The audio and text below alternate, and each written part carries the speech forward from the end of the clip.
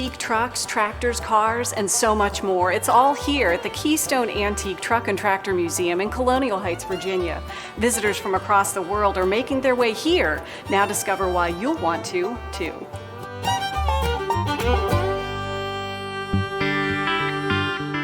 The Keystone Truck and Tractor Museum is a pretty diverse collection of stuff. We have around 180 tractors. We have close to 100 road trucks. We have motorcycles, cars, pickups, all kinds of artifacts, tools, drink bottle collections, soft drink stuff. We have a garage. Just about anything you would have run into back in the day working on old cars and trucks. We have a wide variety, a range of tractors and farm equipment. From the turn of the century on up through the years, back in the day, it was pretty simple to work on, and most mechanics could do about anything you need to do to a tractor. They were just so simple, just the average hand tools, and you could keep a machine running. Once they hand me the keys to this beauty, I'm gonna hit the road. Maybe cars are more your speed. The Keystone Antique Truck and Tractor Museum has an incredible collection. This is one of the unique cars here, 1944, and it's been beautifully restored. It has a 350 Chevy motor and a turbo 400 automatic transmission. The interior work was done by some of the people that worked on the ZZ Top Eliminator car. This car has really been immaculately done.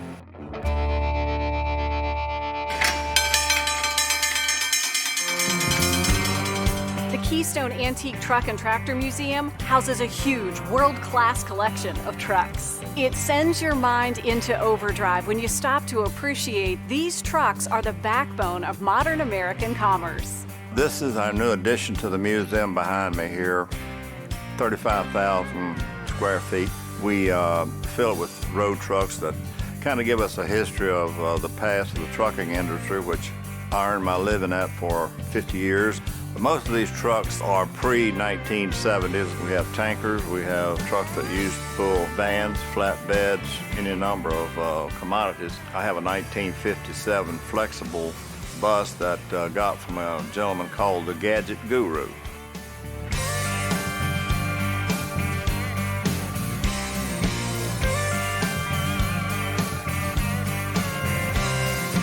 Every corner of the Keystone Antique Truck and Tractor Museum is filled with treasures and trinkets that are sure to delight the amateur visitor to the expert. There's something at every corner.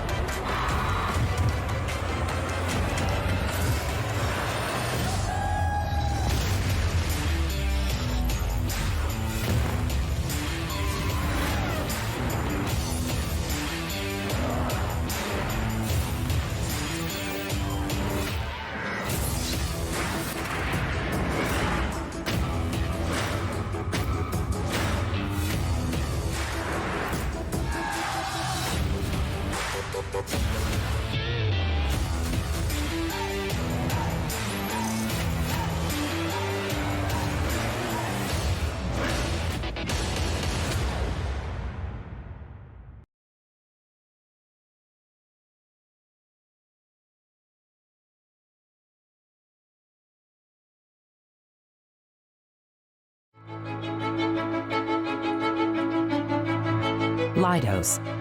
One part inspiration, one part science, one part legacy, and one part opportunity.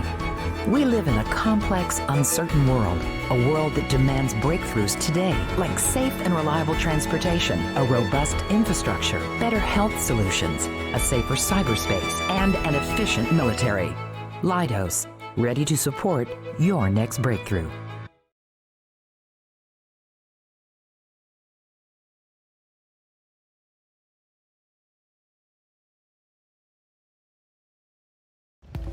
Three, two, one.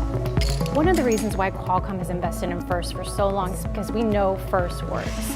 That worked. Perfect. We see these students coming through the program not just learning about engineering, but also those 21st century skills that are so important. FIRST is probably like the biggest reason why I'm confident at all now. 4 years ago, I was the shyest, quietest child on like the face of the planet, and FIRST definitely changed that. Part of this Rube Goldberg machine is sort of fostering the relationship between Qualcomm and FIRST. Working at FIRST teaches you various skills that you can directly transfer to the workplace. It teaches you to work with people with different personalities. It teaches you to respect ideas that you don't necessarily agree with. Most of all, it teaches you to meet aggressive deadlines that you will necessarily face at the workplace. Qualcomm invents breakthrough technologies for wireless, and so this machine and programs like our partnership with FIRST are really, our way of inspiring kids that STEM can be fun and working with the team can be fun. Science, technology, engineering, mathematics are the foundation of what industry is on right now. We are a technical leader in the world. We know that there's a shortage of students with STEM skills, not just in the US, but globally. And that's why Qualcomm's so invested in making sure that these students have the skills necessary to compete in a global economy of the future. I do like taking on a problem because once you finish it, you feel really accomplished. I feel like technology combined with teamwork and creativity can solve basically any problem that we face today and will be very crucial to the success of our future.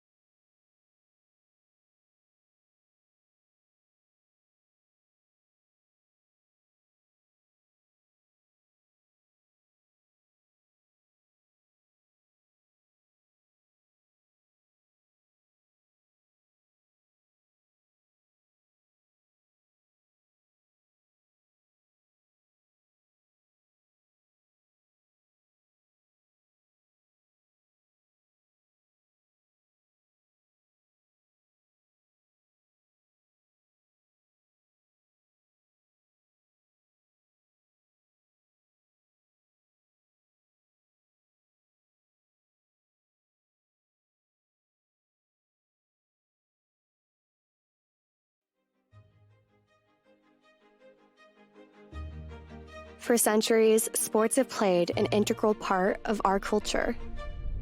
Moving, collaborating, competing, celebrating. We rally around our athletes, lift them up, and admire their awe-inspiring moments and stories that give us hope. The nature of traditional sports is shifting, and we have the power to be forces for change and redefine the game. No matter whether our talents lie on the court, in the lab, or with the controller in hand, there's an athlete inside each and every one of us. Let's work together to champion every sport and every person that plays the game. It's time for us to revolutionize the way we play and move. It's time to be game changers.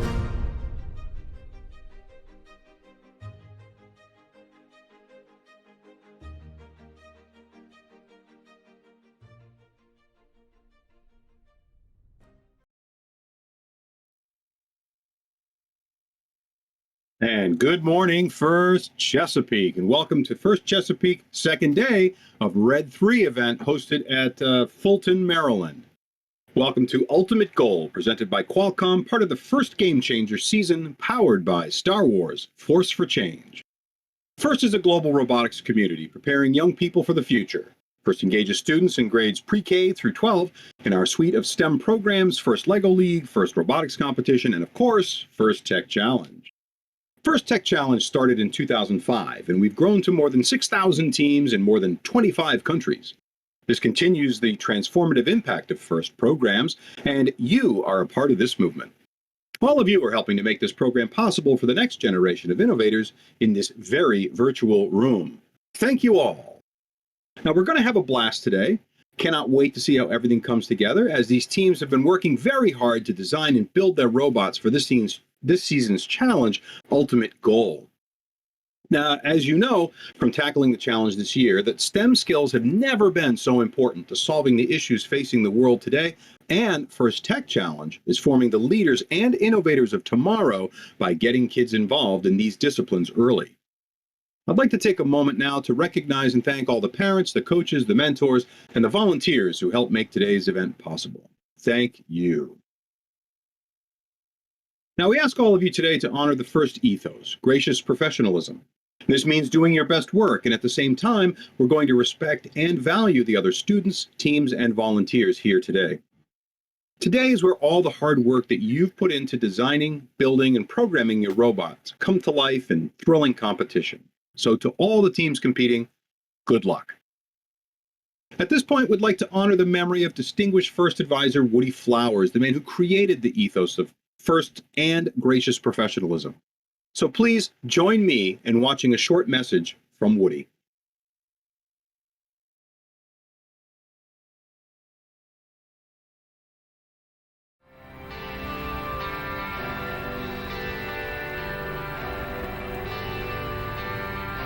Hi, I'm Woody Flowers, and I've been part of First for a long time.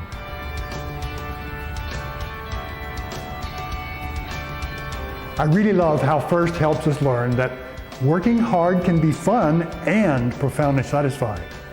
In First, we do our best work while helping others and treating folks with respect and kindness.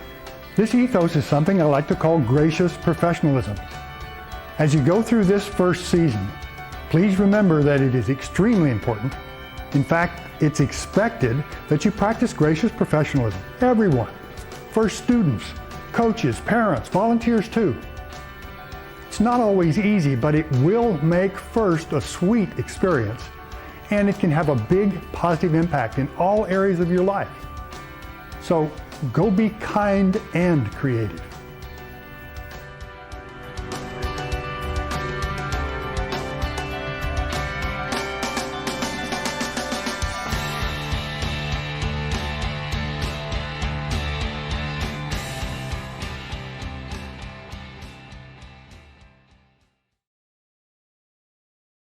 We always appreciate hearing from Woody Flowers.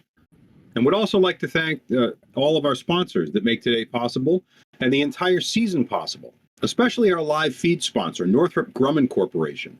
Now, the live feed is put together by a ton of people. There's a lot of volunteers that are behind the scenes, but without their support, we couldn't deliver this event to you at home. So please watch a short video about their company before we get started on matches.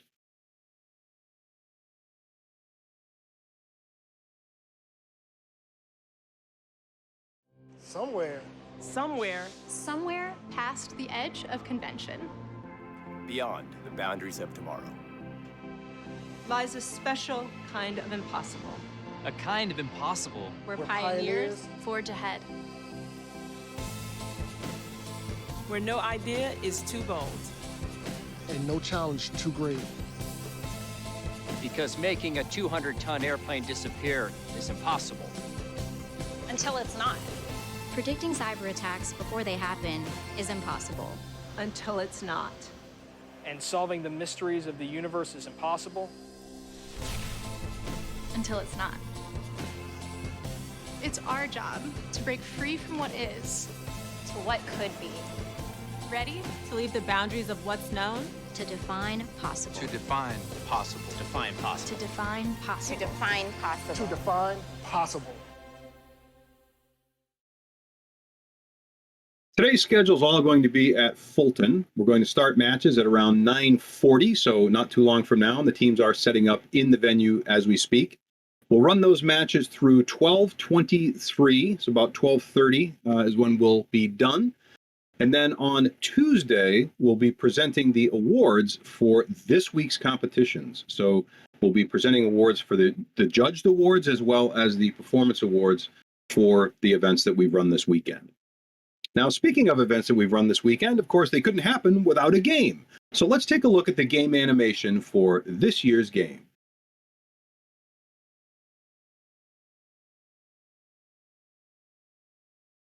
A team consists of up to 2 driver operators, a coach, a human player, and a robot.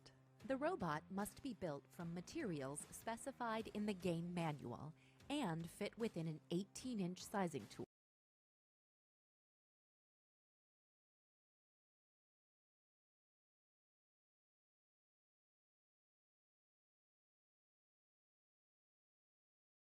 Each match is played with 4 randomly selected teams, 2 per alliance. A team consists of up to 2 driver operators, a coach, a human player, and a robot. A team consists of up to 2 driver operators, a coach. A team consists of up to 2 driver operators, a coach.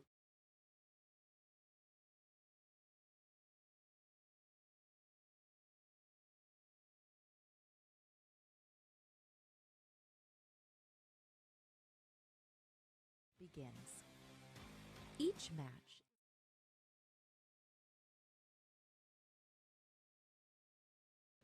a team consists of up to 2 driver operators, a coach, a human player, and a robot. The robot must be built from materials specified in the game manual and fit within an 18-inch sizing tool, but may expand after the match begins. Each match is played with 4 randomly selected teams, 2 per alliance. Each alliance is allowed only 1 human player. Your opponents for one match may be your partners for another. The game is played on a 12-foot square playing field with a foam tile floor and 1-foot-high walls. 5 unique navigation images are located around the field perimeter. At one end are 2 tower goals, each containing 3 alliance-specific goals with return racks. Between the 2 tower goals are 3 red and 3 blue power shot targets. There are 2 red and 2 blue taped start lines, and 3 red and 3 blue target zone goals. And a white launch line divides the field. Outside of the field walls are the 2 alliance stations and 2 human player stations. The primary game element is a ring, approximately 5 inches in diameter and 3/4 of an inch thick. A match is played with 20 rings. There are 2 red and 2 blue wobble goals. These can have rings scored onto them and can be moved for additional scoring. Before each match, teams place their robots on the field, touching the front wall and over one of their alliance's starting lines. Each robot must be touching or be in possession of a wobble goal. A robot may possess or touch up to 3 rings. After the robots are in position, field personnel will randomize the starter stacks into one of 3 configurations. This determines which target zone goal is active in the autonomous period. 0, 1, or 4 rings correspond to target zone goals A, B, or C, respectively.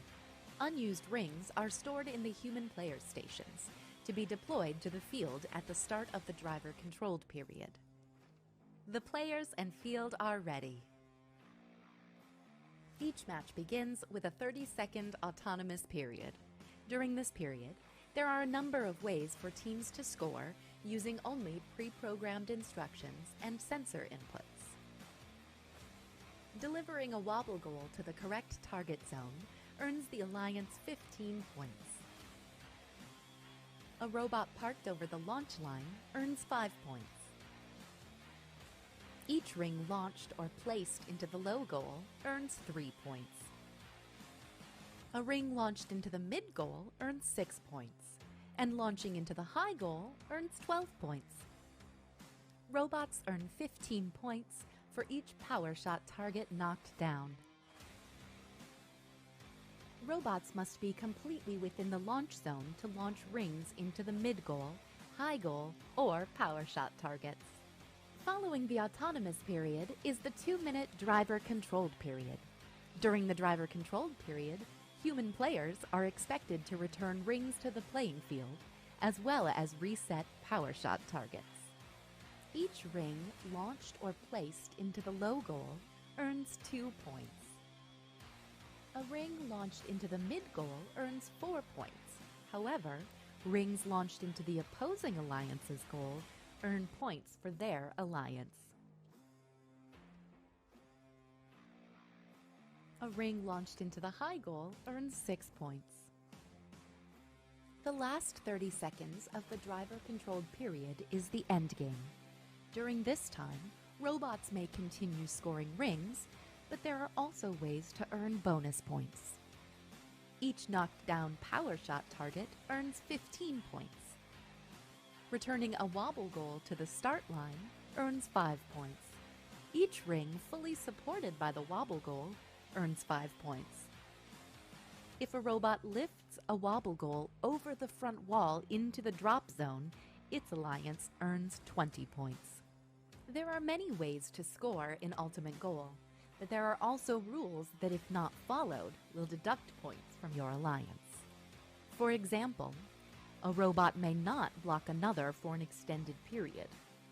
A robot may not possess more than 3 rings at a time. A robot may not launch rings over the side or front perimeter walls.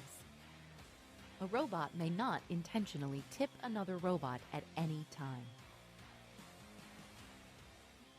This has been a brief summary of the Ultimate Goal game. For complete rules, please read the entire game manual and check the Q&A forum. For more information on our remote season, including gameplay and field requirements, please make sure to visit our game and season webpage for the full library of remote event documentation. And always remember the most important rule of First Tech Challenge: gracious professionalism. Good luck, teams, and have a great season.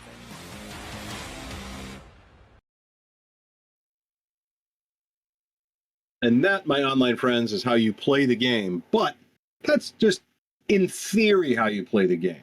What we're going to see today is how you actually play the game. And to help us with understanding what's going on, I've got my buddy Niall Smith. Give us a big wave, Niall. How are you doing today? We're going to be up here in the perch talking about the game during the course of the morning. Again, not a very long morning today, but that's cool. We've got our first teams set up down in Fulton. And can you tell us a little bit about these teams? I think you may even know one of these teams, Niall. Well, our two teams that we have today are teams 14315, Mobius, and teams 18905, the Legends. Both of these teams are set to have a very excellent match today. I believe one of the teams is already on the field, and if I just go to pull up a little bit of information about these teams real quick.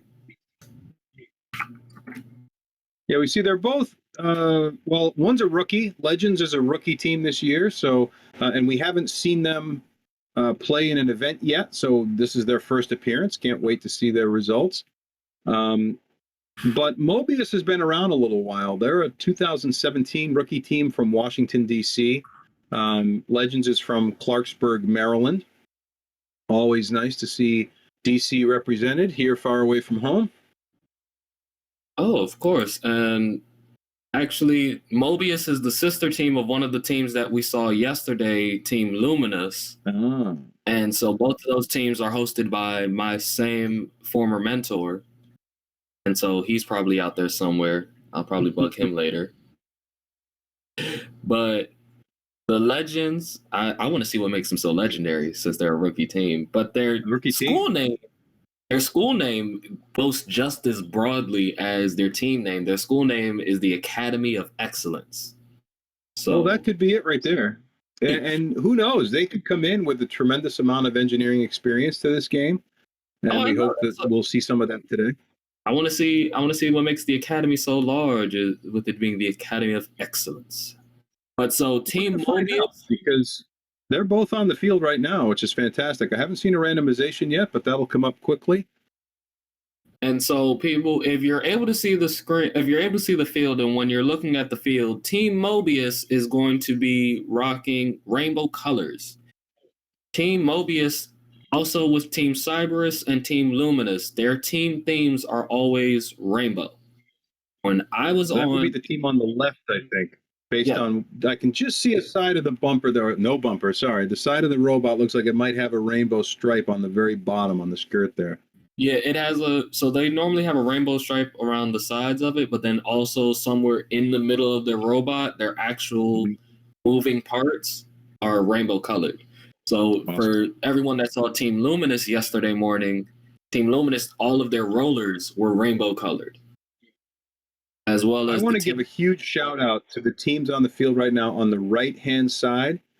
They were dancing a moment ago, and I want to see more dancing for the teams in the venue. So to our friends on Twitch, please tell your teams as they come in, give us a little bit of body motion down there on the sidelines. We could use some excitement.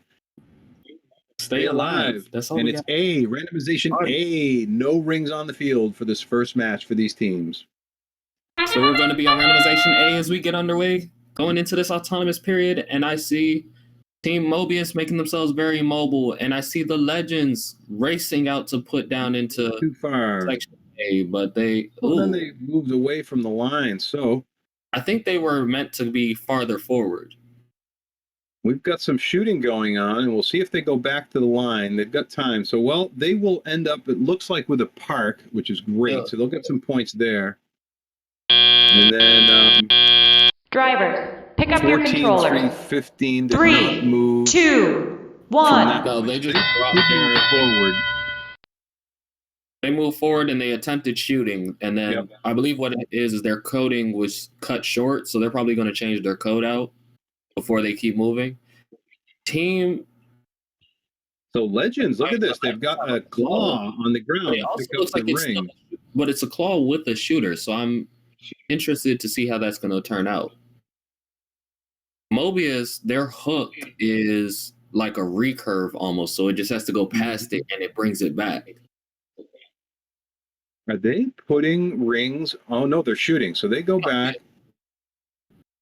Remember, you can't put rings on the wobble goals yet. Yep. So they're just loading up a shooter. Shots, and they're hitting the goal. They're just not going in the goal. So let's see if they can pick up some more. I like that design where they can pick up from the back and then load it into the hopper. I'm just surprised that they didn't use a conveyor belt like some of these other teams. I think it might partially be for efficiency. Could be.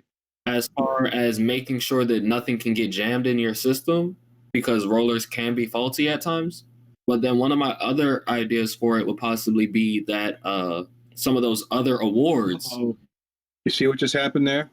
Yeah, but it went into Mobius. It went into Mobius's conveyor belt. Went into Mobius's conveyor. So I hope they don't end up with a penalty for that. Yeah, I'm about to say. Hopefully, they weren't carrying too many rings at the time. I don't think that they were. But one thing that Mobius and a lot of its teams are known for is those open top conveyors. So if something does fall in, they are really good at ejecting whatever they have. It's hard for them to jam. Struggling. As these teams are in the final 30 seconds, let's see if they can carry it out. Get that hook around it. Time. If they can book it. You can get it out. You can do it. Drop it. Come on. Oh, not enough time. What a great effort they were going for the line with that.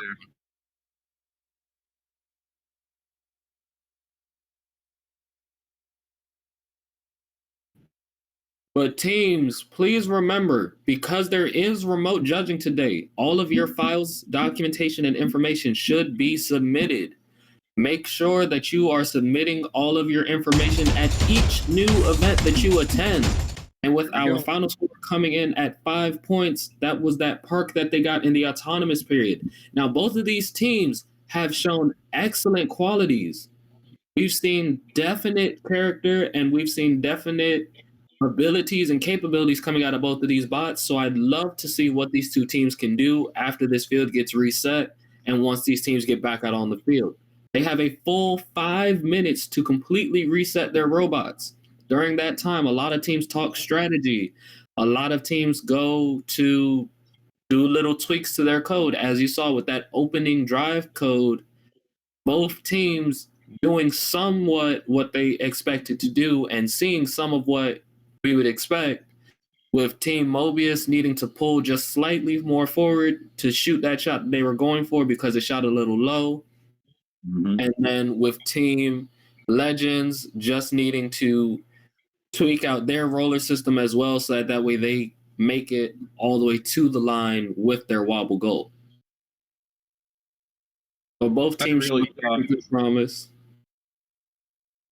I was really hoping we were going to see some rings on the wobble goal there in the end. So we'll see if that's a mechanic that lifter can do. I think it might be a mechanic that lifter can do, but we have to remember that is a mechanic that a lot of teams don't try to do, partially because of the amount of time that it takes.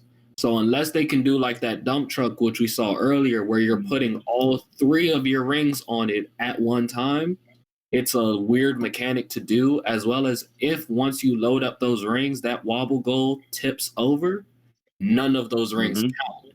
So it still comes with the same amount of risk, such as the power shot. And the only true benefit I can see with that wobble is that you can stack more rings on it. So if you can get 6 rings on a wobble goal, and that's worth more than throwing it out. But if you're not getting at least 5 rings on a wobble goal, it's not more than just throwing it out the ring. True. Because throwing it out. I wonder about how tippy it gets, right? So what happens to the balance of the wobble goal when you start to stack those rings on top of it?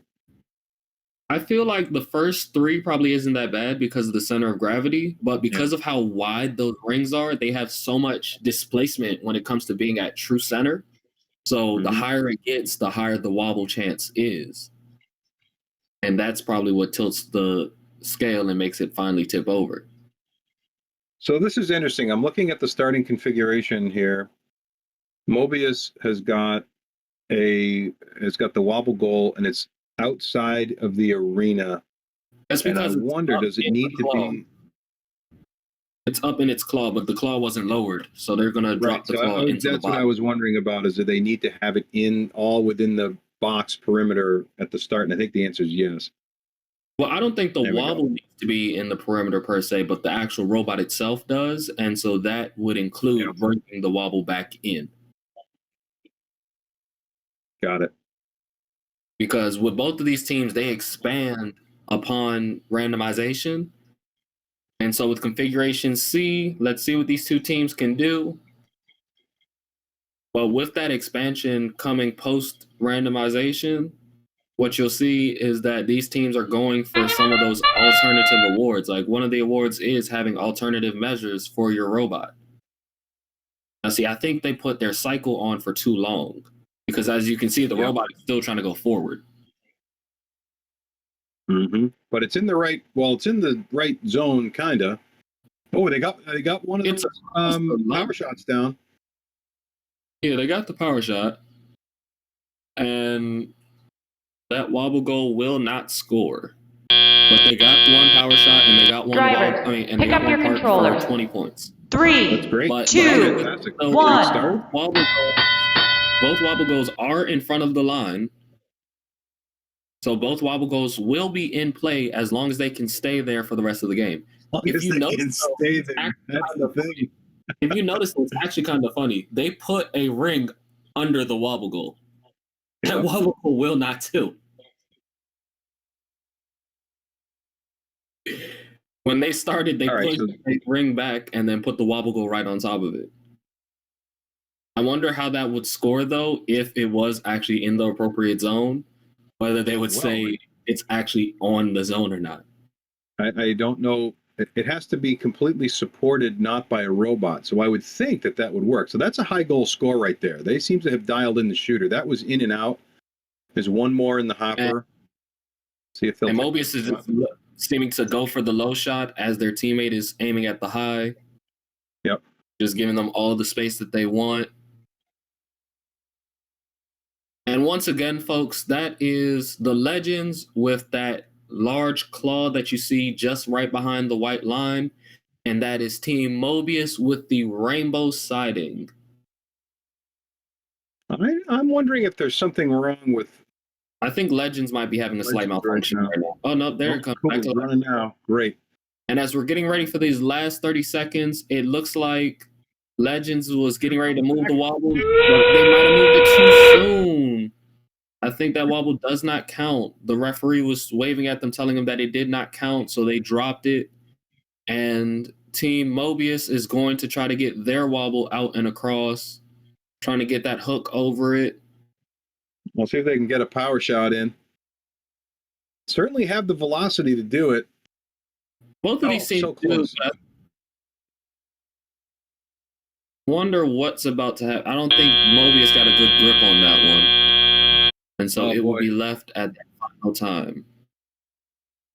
Well, this was great improvement over the prior match. We're seeing scoring in the auto. We're also seeing scoring in teleop, which is fantastic.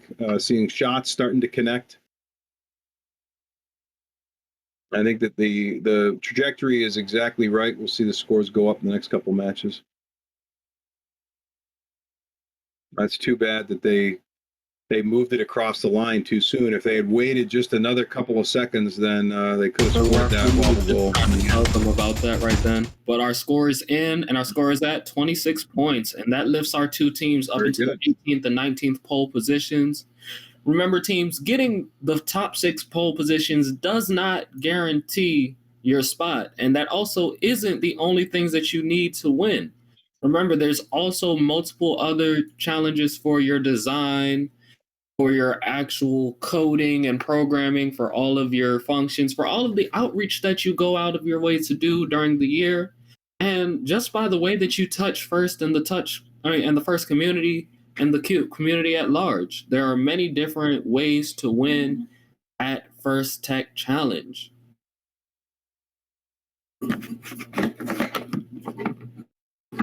I can say personally, not all of my robots won the points awards or the alliance teams to be finalists, but with some of our robot designs or with some of our autonomous configurations or just the unique parts that we used to use, that used to give us a shot at moving forward because those are some of the awards that people used to get. Very true. And same here, right? So much of first is the presentation. It's the storytelling. How can you sell your team? How can you talk about the things that you've done during the course of the year? And that applies across not just the the top awards, but really across all of that. And then as you're doing your outreach to your community. And teams, if you're here, make sure to let us know. Shout yourself out in the chats. Go ahead and cheer on your teammates. Say hi. There's all sorts of things that you can do. And as far as showing your outreach and showing how you interact with the first community, start today in preparation for next year. Truthfully, teams, as soon as the competition season ends, you're starting on your next season. You should be taking pictures of you guys going to your school's pep rallies. Or if you're doing a community team, you guys should be taking pictures with that community outreach. If you're a home team, even just taking pictures of you inviting your neighbors over. And if your neighbors have children, teaching them how to get involved in robotics, or even starting in a first Lego League team. Teams, finding your local FLL teams and mentoring them, or even trying to get an FRC team to come help you and join you all in your adventures and endeavors. And with Configuration B, we are about to be underway. But yeah, there's so many ways to get involved with FIRST, and just because you're an adult doesn't mean that you can't join FIRST. Just because you're an adult, you can join FIRST as an adult. There are so many ways to get involved, whether you want to be a volunteer, whether you want to be a mentor, whether you want to be one of our field technicians, a referee, somebody working in the staff room. There are plenty of things for you to do, but it seems as if they got one of those high goals, and I think they're looking at a power shot now. Working on the power shot. The shots are going in the right place, but they're ending up a little bit high. But they'll get a park out of this. Drivers, Neither pick up your one of these controllers. wobble goals 3, made it across 2, the line, but with one 1. high shot and one park, that is 17 points starting right out of the gate. Fantastic work. And then you saw the shots on the power shots. Again, they were a little bit high. I think that if they dial the power back just a whisker, they'll be able to hit those next time around. And remember, with a lot of these teams, they do have variable speeds for their shooters. Some of these teams do have a fixed speed for their shooters, and so that's when you'll see them either backing up out of range or coming forward into range. But some of these teams have a variable shooter, and they can sit still and either dial it up or dial it down. It's a great design, very flexible. All right, so we see some cleaning up there. We see some shots. We've got some scores right now. A minute to go. Scores are just going up. This claw, one thing that I do like is how it seems to just plop it right into the mechanism. My only concern would be if at one point it got stuck or it dropped early, how would that affect the robot? Because this robot seems very low to the ground and very open. And we've seen that affect a lot of teams where when you're low to the ground, these rings, if it gets under you, that could spell disaster. But already getting ready for these last 3 seconds, both teams seem to be lining up for a wobble. Ready to go. And now we got the time perfect. And this time it was across the line, so they take off with it. Get those points. Mobius trying to get the second one out of the box. Oh, come on, turn. Plenty of time. You get that out of there. The drive wheel might have stopped at one point. Come on, lift it up. No, it's in the bot. It's in the box. Put it on the line. Where are you going? In the bot. It's not in the box. It's in the bot. Oh, they dropped it in the bot. I see. Oh, that's too good. Well, that's going to be great, though. This is good. Starting to really see these teams come together, get the end game working. They're getting shots in the autonomous. Yeah. Yeah, unfortunately, I believe that one wobble goal hit the exact spot where it could not get pushed out of that robot. You're right. Because I know that robot is covered in rollers, so it got caught in that. Look at this, 49 points. So we have seen a wonderful tremendous growth. That is almost double the score from the last match. And as you can see, that autonomous and that driver control still definitely coming up. That autonomous has been rather consistent at a minimum of 15 points.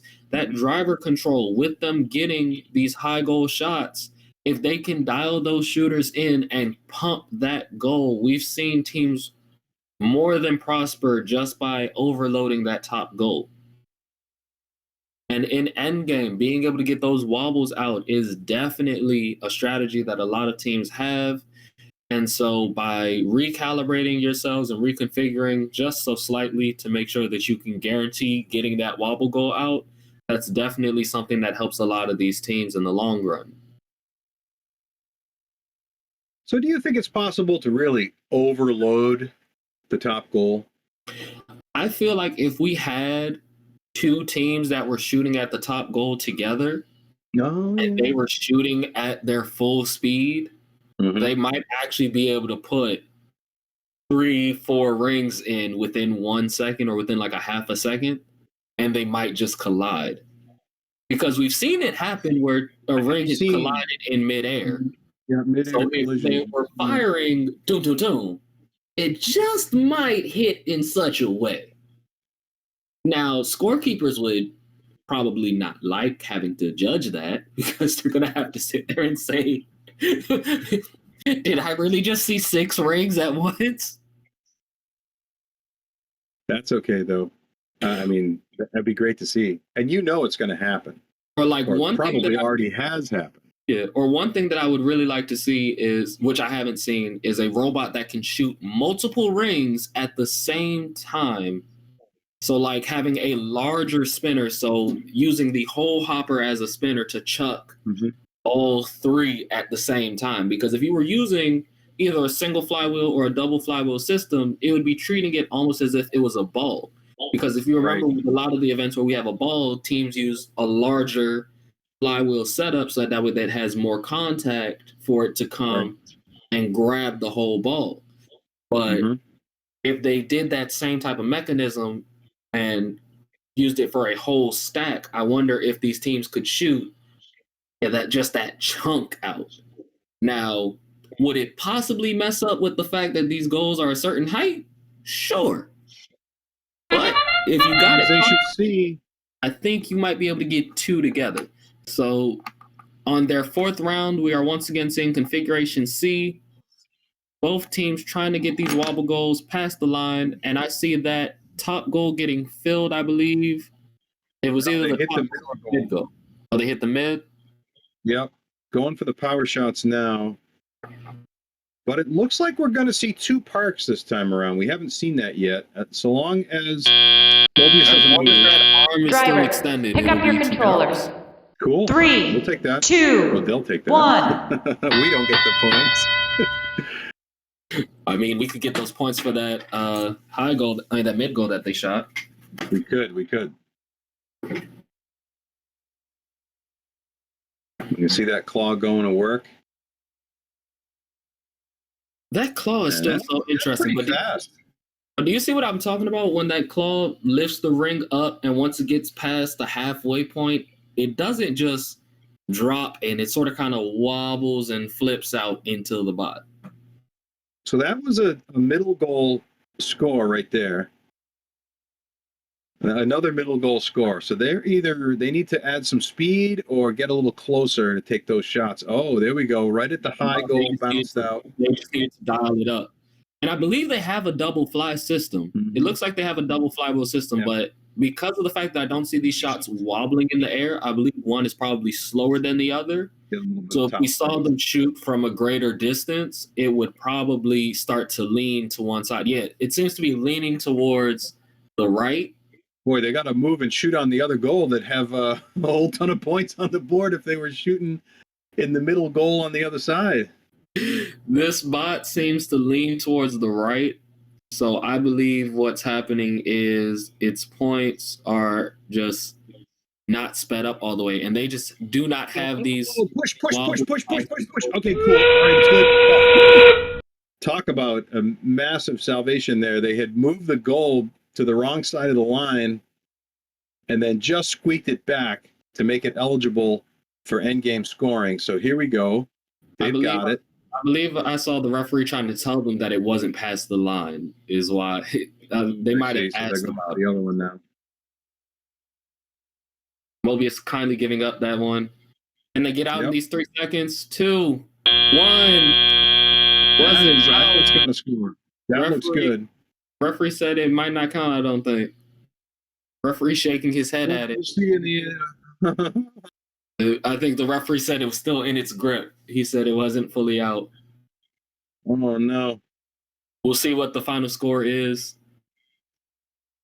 And just so everybody at home recognizes, this is why we are not the referees. The referees can see what's going on. They have a clear view of the different aspects of the field, and their call on the field is the call on the field. So as much as we may disagree with it, doesn't really matter. And they also know the rules. Yes, they also know. As much as we watch the show,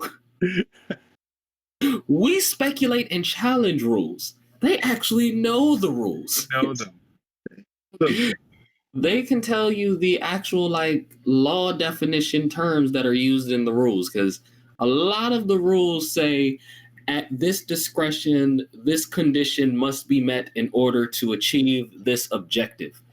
And so if you're not paying attention, those slight words, those slight alterations to a word give a word different powers.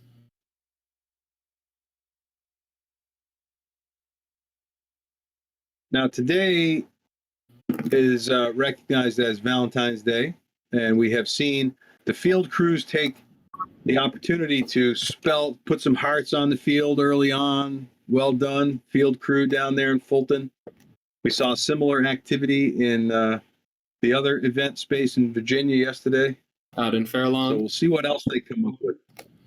I mean, all of our fields have been having fun decorating and designing these fields with the ring buoy, with the rings and the wobble goals in mind. And just getting a word from the back now, it seems that the teams incurred a penalty earlier for shooting in front of the line during the autonomous period. So teams, remember, you must fix your autonomous modes and you must test your autonomous modes. You have 5 minutes on the side of the field. Please test those 5 minutes. So with our final official score coming out as 0-0, I think the referees were kind enough not to give them a negative score, because with a major penalty of a -30 and an autonomous period of 10 points, the score shall just be tied and called a 0-0 match. Well, that's a disappointing setback here, but they have done well in the prior matches with points on the board. So we'll hope that we can see another 50 plus, well, a 50 plus point. They hit 49 in that one match. So we're going for 50. Let's go.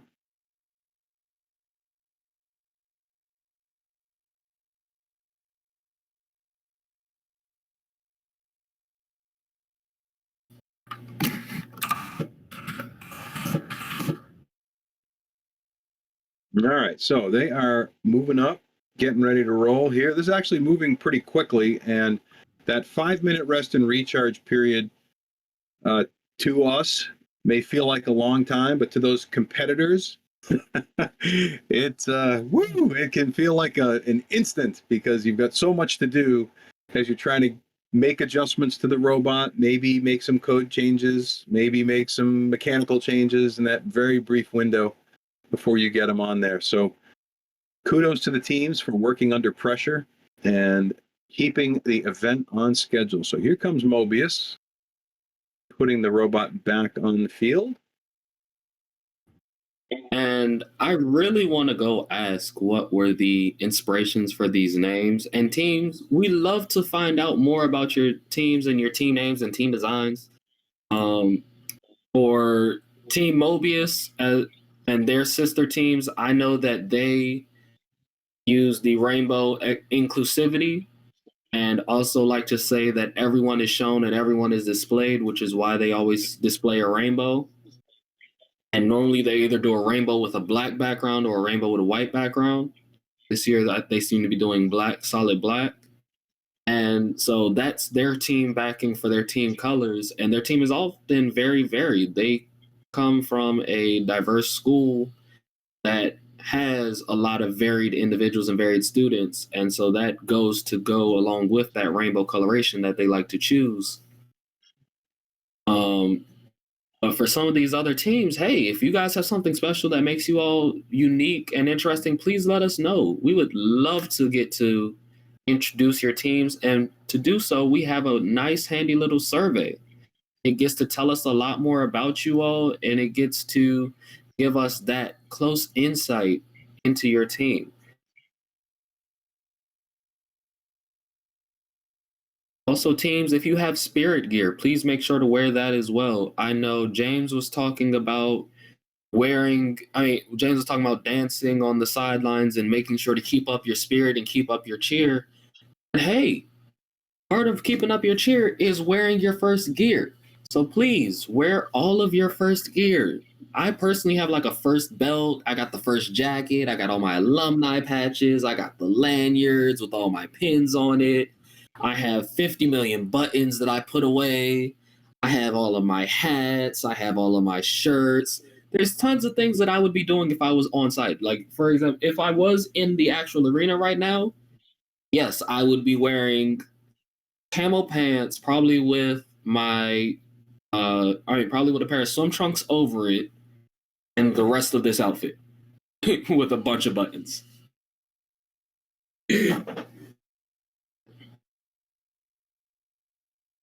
There's just a lot of things that teams should be aware of and that teams should be doing as they are on the field.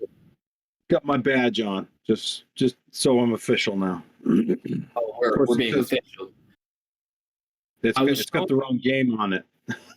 I was showing Zeke yesterday. I have pins all the way back to 2014. Oh yeah, I see he's got a cascade effect button. I don't know where that came from. That's old school. I was like, I have my pins all the way back to 2014, and then my buttons were just everywhere, so I'm not going to go searching for buttons. See, I think we when we went out to St. Louis, he probably got that at St. Louis when we were there.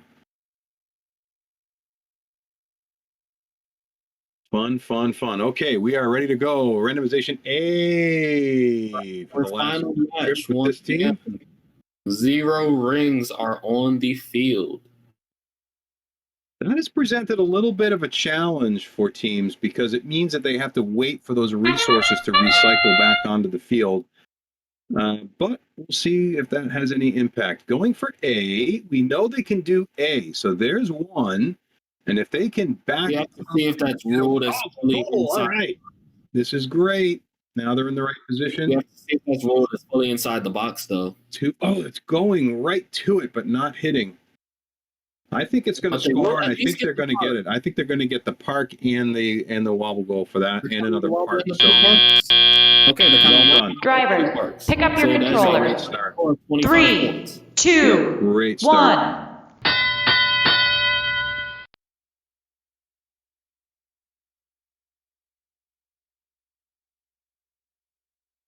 And let's see where we go from here. Starting to collect some rings. See if we can get some scoring. Once again, that Claude, that just intake system. I like that Claude. We haven't talked about Mobius's intake system much, but Mobius's intake system, they have such a low clearance, but with their low clearance, they actually have a little slit under their bot at the back end that allows them to intake. So even though it looks like their bot is solid the entire way around, there's this little cutaway that leads into their back rollers. So let's see if they can get some shots out into the low goal. Ooh, it's coming out fast. Uh-oh, now we got a ring stuck. See if they can pick that up and put it in. Those rings, like I said, they're loading mechanism. I like the intake hopper. Mm-hmm. I like the idea of the claw. I think they may have had 4 rings on accident though. 3. Okay, so good. It looks like all 3 of those went in. It looks like they only scored 2 of them. Don't mess. Just wait. Now you can take it. Teams, remember, do not possess the wobble goals beyond the line until 30 seconds. Okay, you can be in control of them. You can be in control of them, but make sure that the wobble goal itself is on the other side of the line. Well, can they just drive it fast back to the other side? No, I guess not. Okay. That's gonna leave it. This is well done. Hey, remember I said they needed to get over 50? I wanted to see them over 50. I mean, they've definitely done. They've definitely showed the capacity. Totally can do it, right? And what's interesting is both of these teams have sister teams, so I do believe that both of these teams do practice with other teams on the field, which is where we saw the lack of collision and the definite mobility from both teams. But with 57 points, that pushes both of our teams up to the 16th and 17th pole positions, a 25-point autonomous, a 12-point driver control, and a 20-point endgame. And up next, we're going to be featuring 2 more teams coming in. The next 2 teams that are coming in is teams 11500 St. Mark's Robotics, coming from Catonsville, Maryland, and team 15308, the sister team to the Legends, Fairy Tale, from the Academy of Excellence out of Clarksburg, Maryland. We did see Fairy Tale last week, and I can't remember if we've seen St. Mark Robotics yet. I'll have to wait until I actually see the robot. Let's do some digging. But these 2 teams definitely had an excellent showing. I'd love to see them come back in other weeks. Fairy Tale, this is the first time Fairy Tale has participated this season. But St. Mark's participated. Yep, according to what we can read. So this is their first run out. Oh, actually, no, they were at January 30th. Yeah, I was about to say they've definitely been at one of the other competitions. Yep, that's right. And then same for St. Mark's. They did a remote scrimmage, and then they were at the hybrid event on the 30th, so 2 weeks ago. Very cool.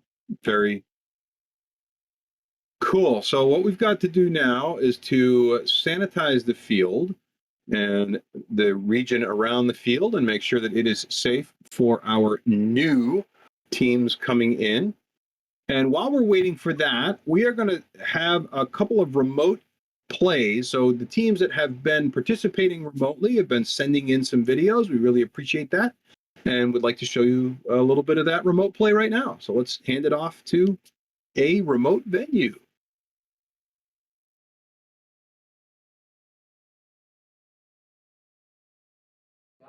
You got it. Unfortunately. Okay, ready? All right, ready. Ready? Wait, never mind, you're not ready. Don't start. Neil, both goals, 3 power shots. You got it, man. You got it. 100%. I'm gonna turn my phone. Okay. Drivers, are you ready? Yep, we're good. 3, 2, 1.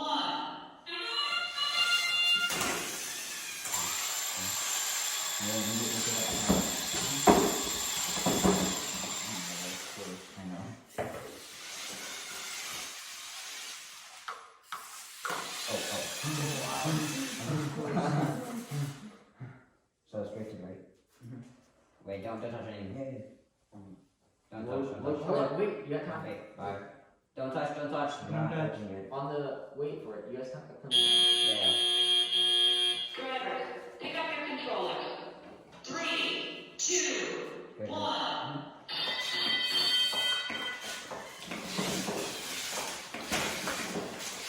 1, 2, 3.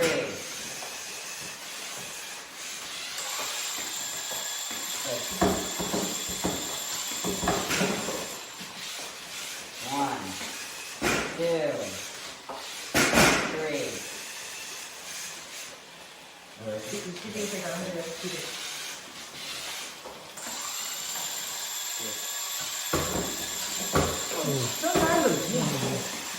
didn't want to change it. Two, three.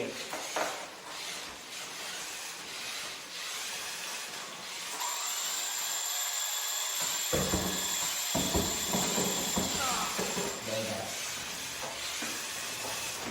Give me one second. No, this one. Okay. 1 minute, 2.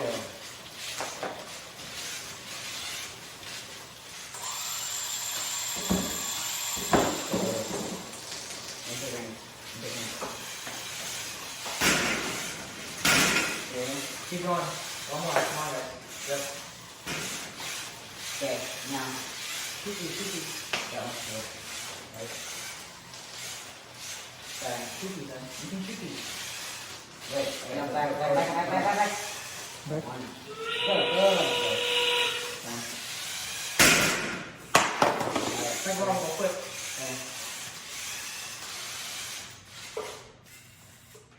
Okay. Go.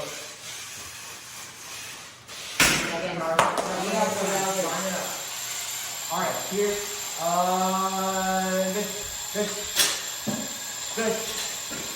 Good. Yeah!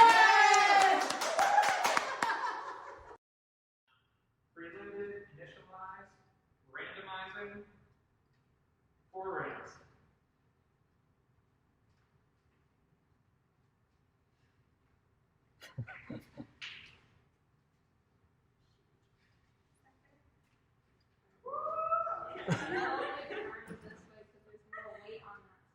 Okay.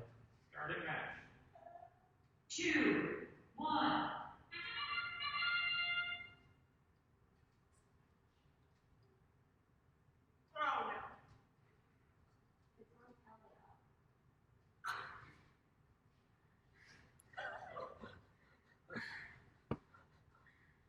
All right.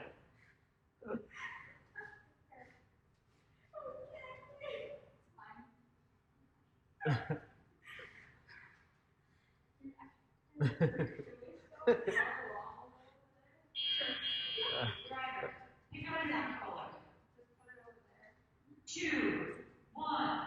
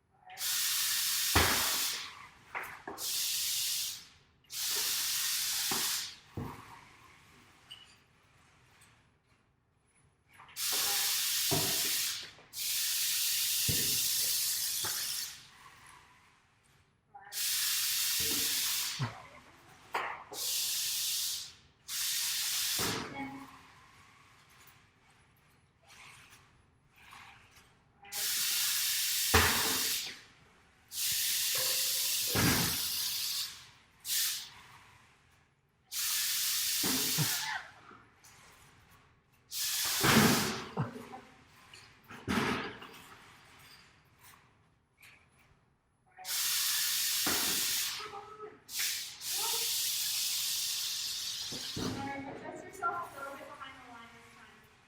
I don't know what's going on, but. Just try to keep doing it. I'm not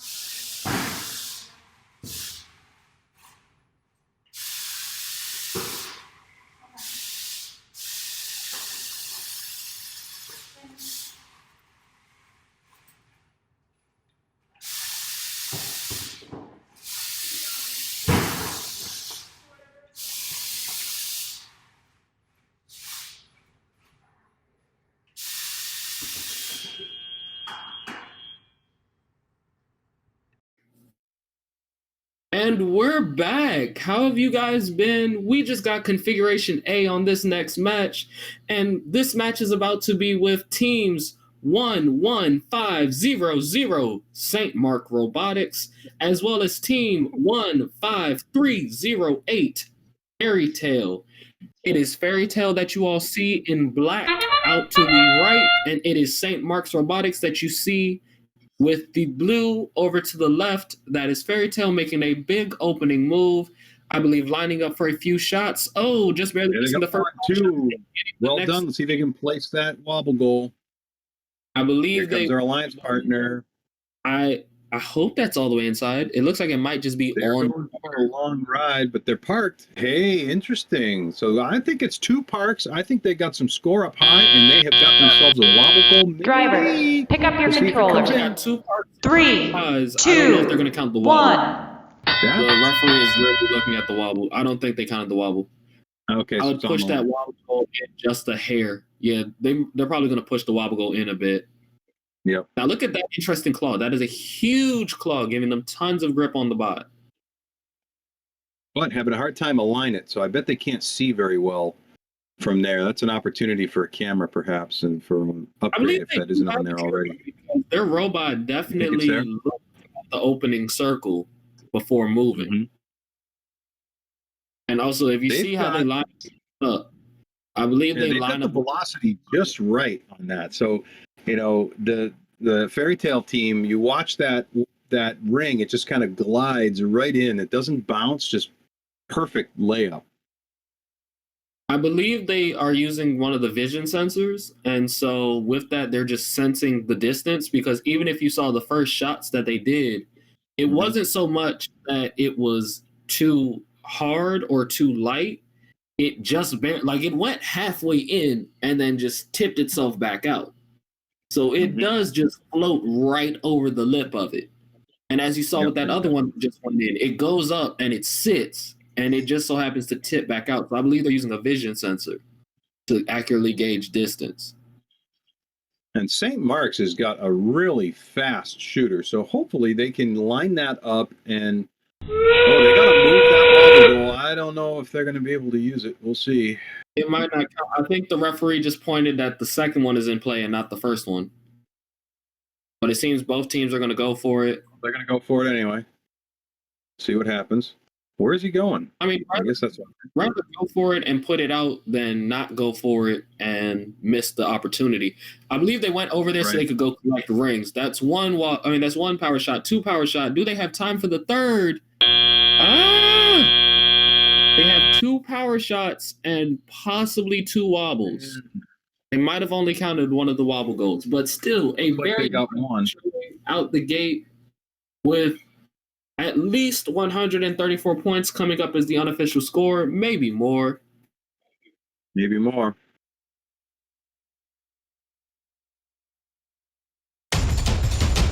There it comes.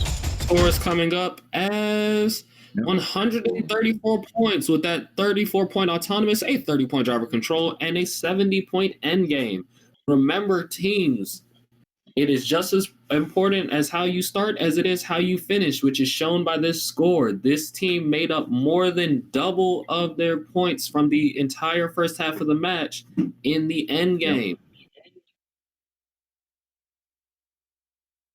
So this is a great opening statement from this alliance. And it sets a great bar. We've seen that the high qualifying teams come in and make a minimum of 125 to 150. And I definitely would love to see a contender for that 300-point mark that we saw yesterday.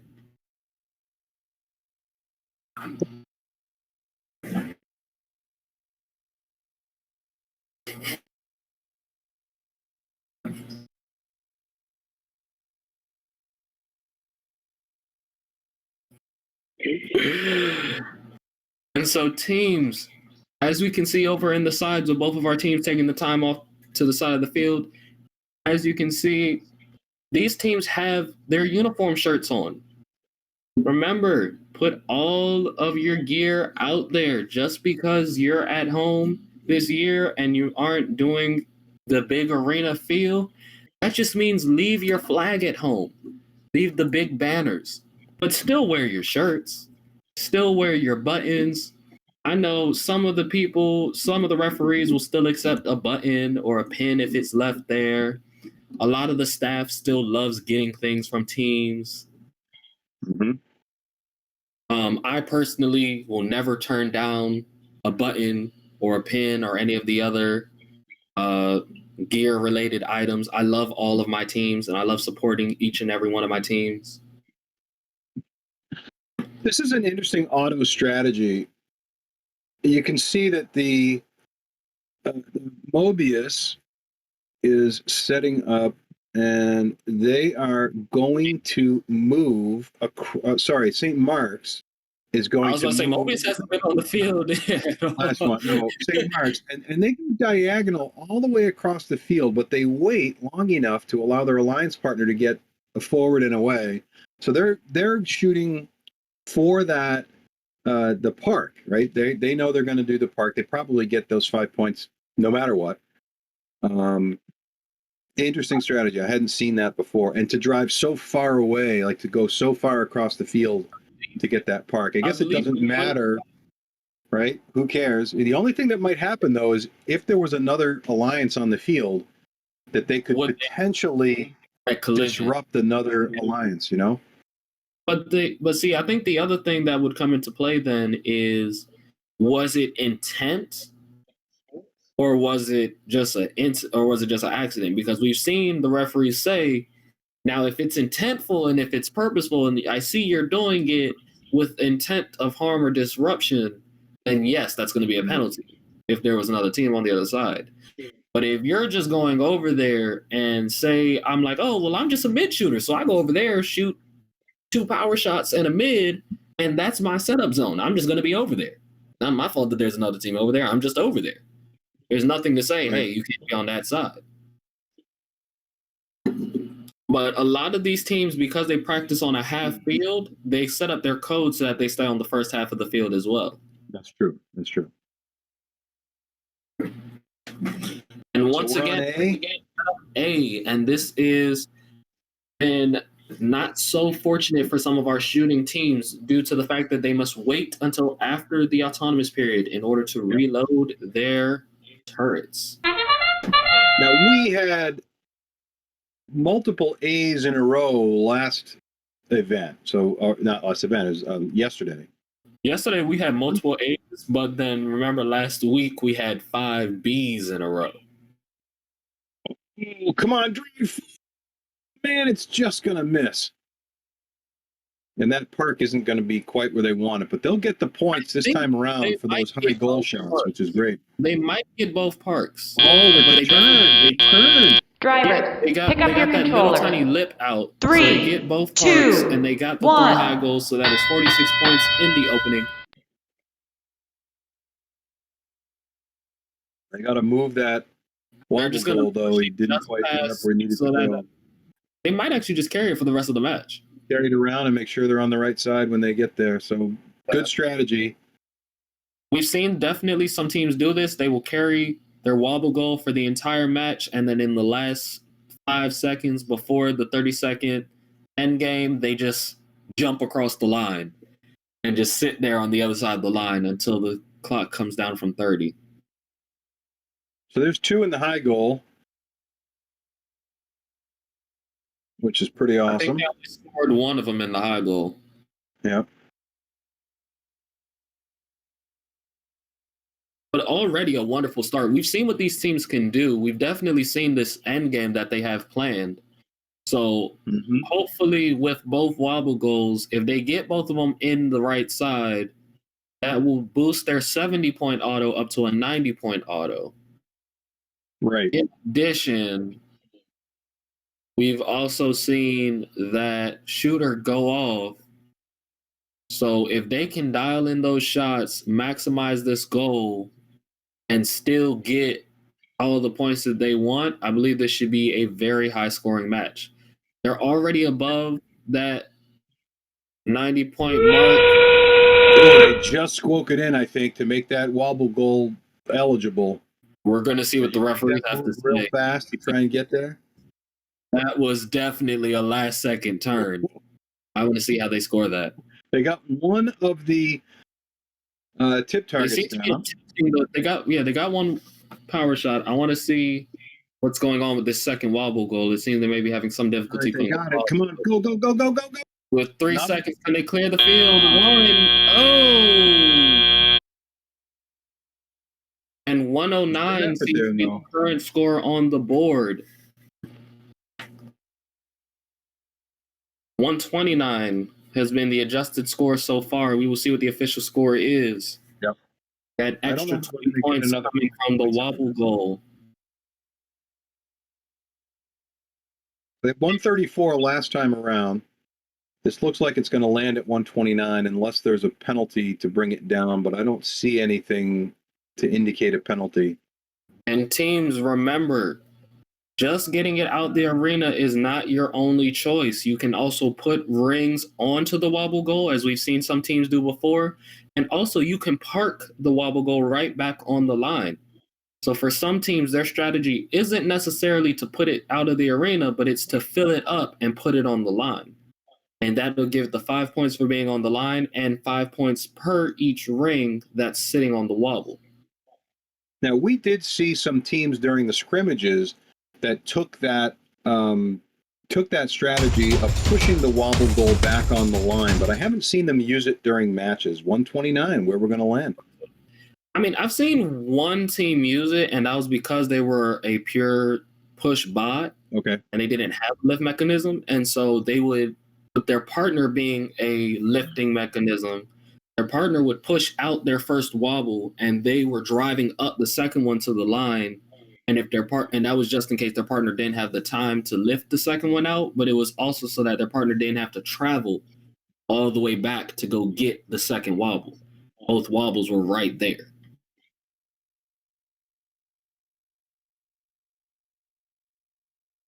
Okay, so we are going to move in again. Going to be match number 4 coming up for this alliance.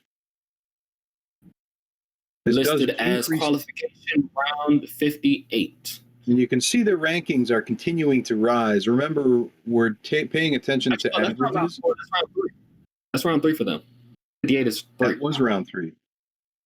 No, that was 57. You know?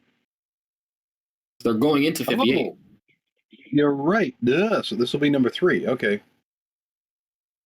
Once again, why we are not in charge of anything.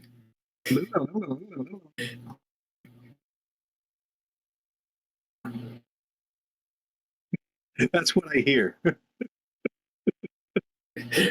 We are not responsible for anything that comes out of our mouths or anything that we do. We are not. No, I'm 100% responsible. I know what I'm doing. I'm not directly created. We just wear the gear.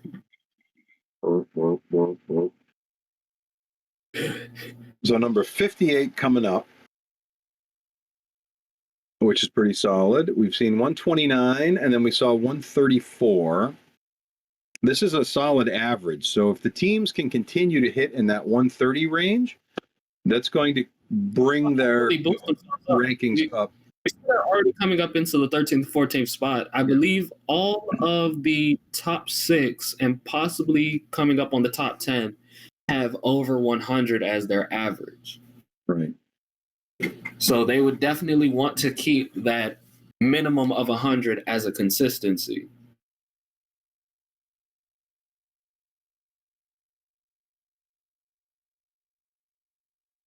We need Ishan. He's our Rankstradamus. We need the numbers guy. Y'all, hashtag numbers guy. Show him that you miss him. Hashtag numbers guy. We need him back. I'm on the Twitch. Call him back.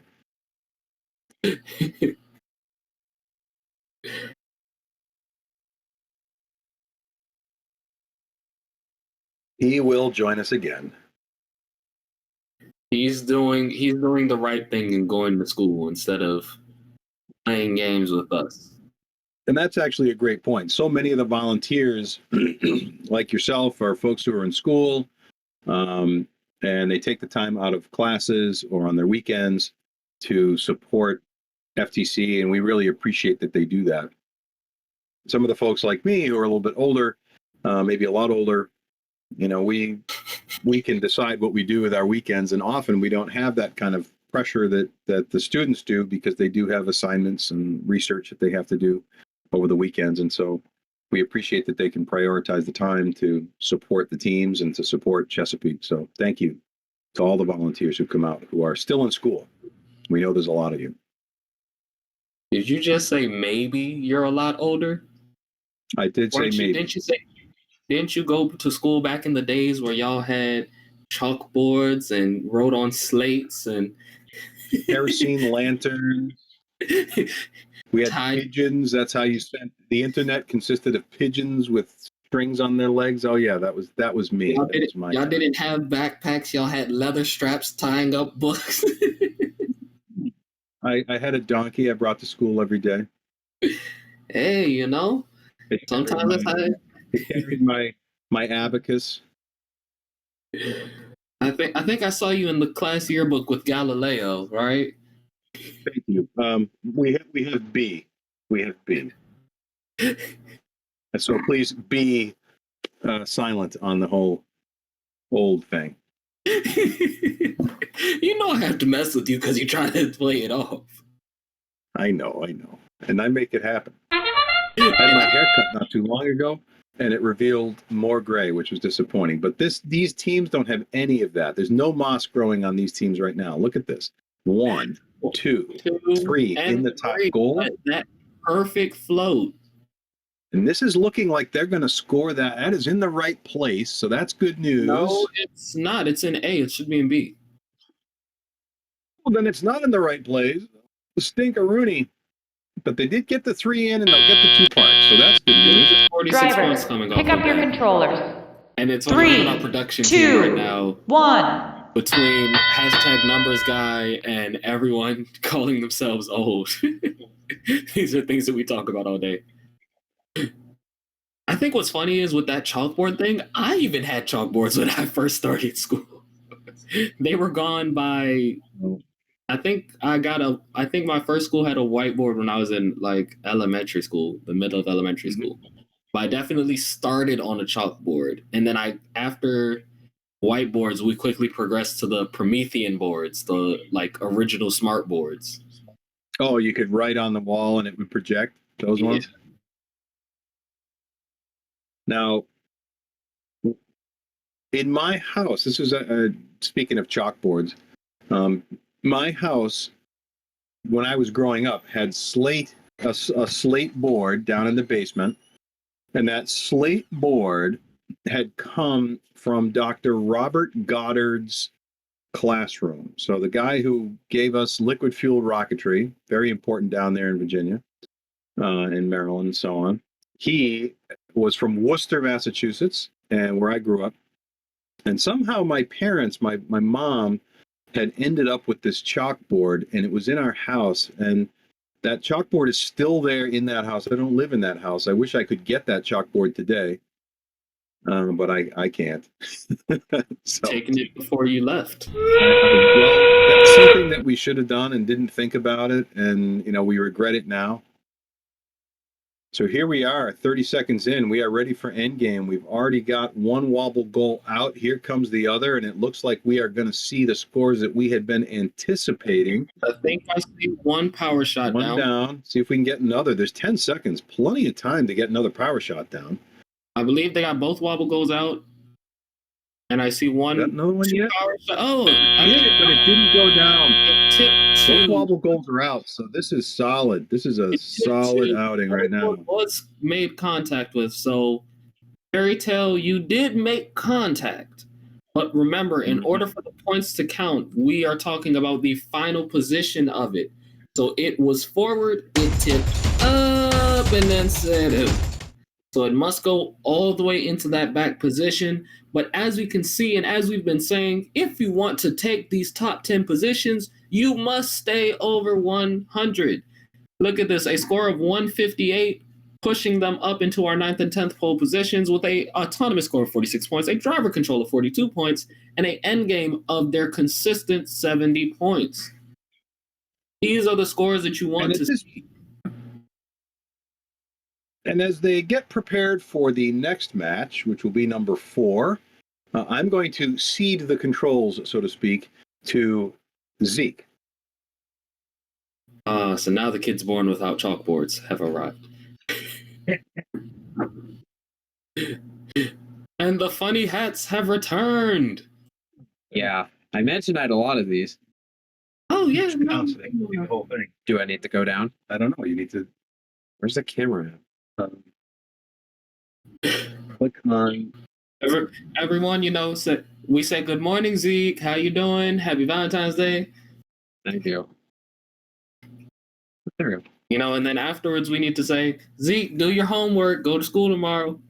I have vacation. Y'all have I'm off of school for a week. What schools that y'all out this early? Well, at my old school, we had vacation where like you'd have the weekend and then you'd go to school on Monday and Tuesday, and then you'd have 5 days off. But at my new school, we now just have the weekend and then that whole President's Day week, and then the next weekend. These kids get a lot of days off. I used to not get none of this. I used to go back. I used to have to go back. I don't know what this is. So Twitch, I have a question. So we know that Ishan is the numbers guy. What am I? Am I two hats? Am I? You're the double hat guy. Yeah, I was gonna say, am I two hat guy? Even though two hat guy sounds like a whole lot, I'd rather just be two hats. You ain't gotta put guy on the end. Or am I just hats? I don't know. Am I locks? Am I?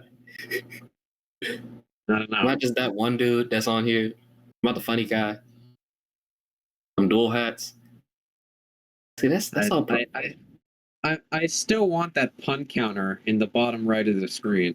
Oh, yes, the pun counter. We definitely need the pun counter. It is our ultimate goal to achieve a pun counter.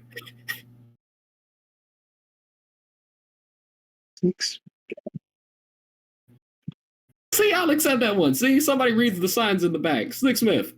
You guys know me.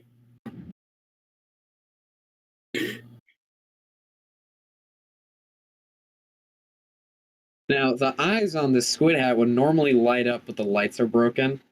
I have to fix those eventually. Yeah, man, you gotta go do some optical surgery over there, give him some LASIKs. Yeah.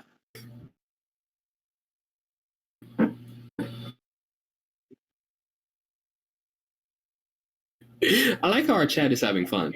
This is what I enjoy. If the chat has fun, I have fun. And as long as our students have fun, we all get to have fun. And that's part of that spirit of first and that first family. Remember, That's right. teams, it's all about having fun while being safe and while enjoying the best things that you can. And you said, what happened to the Cubics alumni that was here yesterday? Miss Caitlin is currently not with us. I do not know where she is. She may join us later. We also have a few other commentators that we like to cycle in, as you all saw with Ethan yesterday. Maybe and Ishan will. Configuration B, once again, that is with one ring, and they are attempting at that middle square.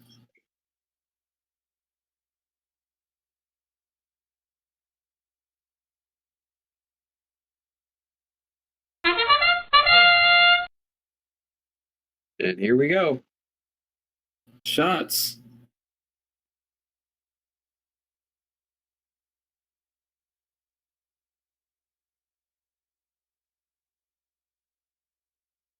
It's like 1-2 up and in from Fairy Tale. See if they can put that. I think what's happening from Fairy Tale is that when they go to put the wobble goal down, Drivers, pick it's up not your completely controllers. dropping into the spot. 3, 2, and also with 1. their wheel setup, it seems that they sort of kind of glide as they go sideways. And so with that with that uncontrolled glide, they're sort of kind of coming back an inch or two, and that's what seems to be pushing them off center when they go to try to enter that box. Yeah, when we first saw them, I didn't notice them. A couple weeks ago. Oh no, I only truly noticed with the way that this camera's laid out, because if you see when they go to stop, they sometimes do like a momentary glide. Yeah. But I feel like they're using a vision sensor when it comes to shooting at that high goal because they line up on the box and with no problem, no matter which side they're on, it's just shot, shot, shot. Yeah, that is very effective. And look, if you see how they square off in the box, like it just sits up and goes shot, shot, shot. And they go back, reset, square in the box, shot, shot, shot. Yeah, they're very accurate with that too. I'd love to see some of these shooter teams again, especially with some of the off-season events, because then there's a lot more things that can go on. But like, I would want to see a battle of the shooters. Oh yeah, that'd be interesting. All the different shooting components, whether people are, how versatile your shooter is, how many shots you can get off per minute, just a whole bunch of different challenges and a whole bunch of different things just to see the different mechanisms and the different systems that these teams use. Yeah. And Now I noticed with Fairy Tale that sometimes when they shoot, it hits the side of the goal, but the spin allows it to go in on the side, and it'll still score. Their spinner pulls it to the right, I believe. Yeah. Unfortunately, it looks like that wobble goal was dropped. Let's see if they can recover that wobble goal with 3 seconds left. Oh, they got it. Oh, did they get it out? I think the referee is saying that was after time, and that was just an after effect. I think you're right. But still that a very is good score of 125 robotics points down right there now. at the bottom with the bottom arm. And St. Mark's Robotics, we do see you. We do see your team playing.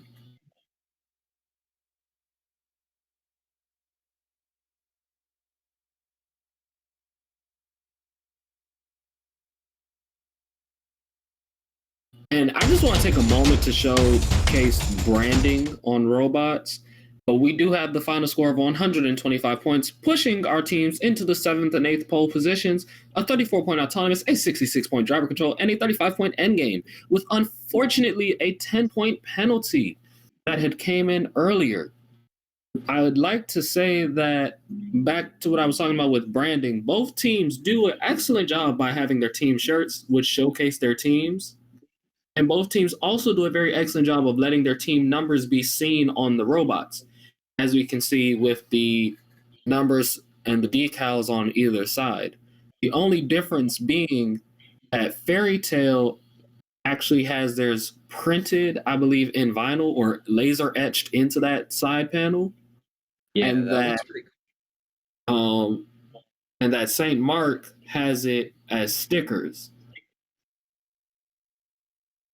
And so, as we've seen with some of these teams, making your robot just as bright as your team and just as bright as your personality is often a thing that'll help boost your team. And it also boosts your viewers and helps you guys when it comes to being seen by everyone that's out there, is just being able to say, hey, you can see my bot, you know my bot. That's that big, bright, colorful thing. Like, most of my bots were red. They were bright red. So you always knew where we were on the field.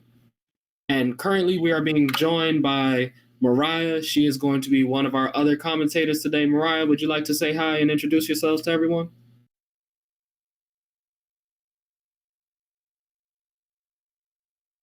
Uh-oh. Mariah, you might want to check your microphone. We can see you. We can see you, but we can't hear you. This is starting to turn to one of my online Zoom classes, you know? There's always that one case where everyone's where you can see the teacher, but you can't hear the teacher. It happens. It's funny. I think Ishan just came back. Ishan is also in the chat. He's in the backstage right now. And so everyone, your pleas for the numbers guy has reached him. He heard you all. He heard your pleas. He's gonna come and join us, maybe. He might come join us.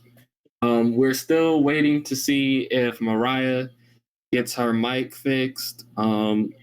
She's definitely here, and I can see that she's trying to speak. We'll just have to see if her microphone can fix itself real quick. But this is about to be the final match between showcasing Team St. Mark Robotics and Team Fairy Tale.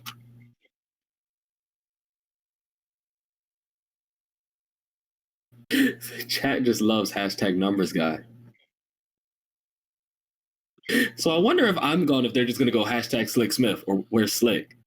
I wonder what's gonna happen. What's my hashtag gonna be? Maybe I just need to leave one day and find out. Yeah. Wait, speak? Is it working better now by any chance? We can hear you, but it's kind of fuzzy. It's sort of kind of glitched in, but that was just configuration C that we received. So that is that far back corner with all the rings available. And we see Fairy Tale lining up to take some shots into the high goal during the auto period. Get that punt counter. Let's see if they're going to do anything. Oh, that wonderful punt counter. Wherever it may be. Slightly motionless here. Well, that counts. Well, we shall see what happens as these teams get ready to get underway. Driver, unfortunately, pick I up your didn't see controller. any shooting. So 3, we just got the 2, cards. 1. Oh, there we go. Fairy Tale's moving again, and they are shooting. Although slightly awkwardly here. The chat is just in love with hashtag numbers guy. That's all the chat is saying right now. Chat, we want to know about your teams. Tell us about yourselves. We know who we are. We want to know about you guys. And we finally see more shooting coming in from Fairy Tales. They're lining up to get more into the high goal. 1. And they'll get 2 in there. Now, let's see if they can get over 100 here in this match and hopefully bring up their average to maybe get them into the top 5. 1, 2, 3 in there. Looks like FTC is not more important than school. Everyone in the chat, school is more important. The chat is just yelling out team names right now. I'm loving this. I'm loving the chat. Our priorities is numbers guy, yes. School should be your primary objective. And it looks like Fairy Tale's alliance partner are having a little bit of trouble with their arm. I think they are probably going to get it fine. Now, one thing that we've talked about multiple times with some of these teams, as you can see, is that Fairy Tale is actually able to run over that minefield of rings. A lot of teams would get very, very, very much so stalled if they had to run through that cluster of rings to get out. Let's see if they can get that piece out in the last few seconds. 2, 1, and it dropped. I think they got it. Yeah, that's that. The referee is trying to make a decision on it. I think it might have dropped. Chat, what do you guys think? Got it. It dropped? Did it drop?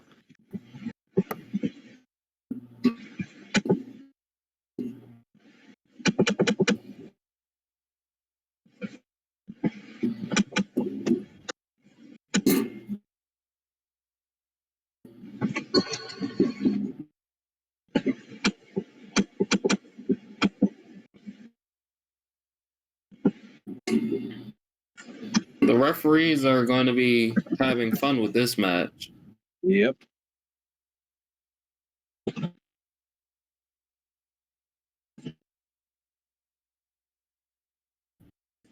And chat, please don't forget, follow First Chesapeake. Try to follow First Chesapeake. Make sure to share it out.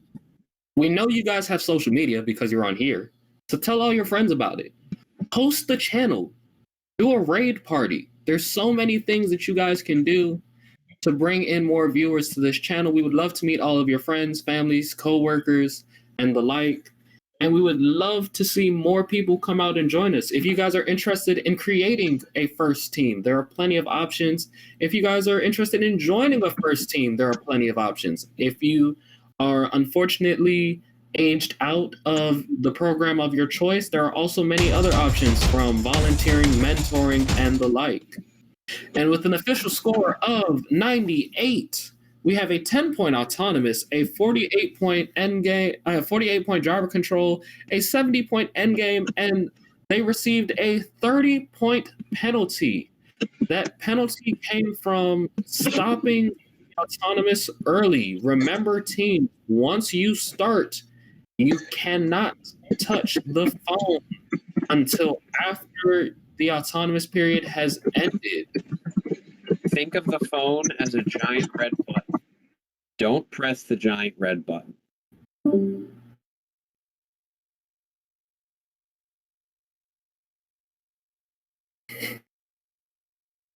See, now I like that name. Y'all are going to inflate my ego. Don't say that name. I'm the Almighty now. I'm just going to go back in the chat. From now on, I am the Almighty.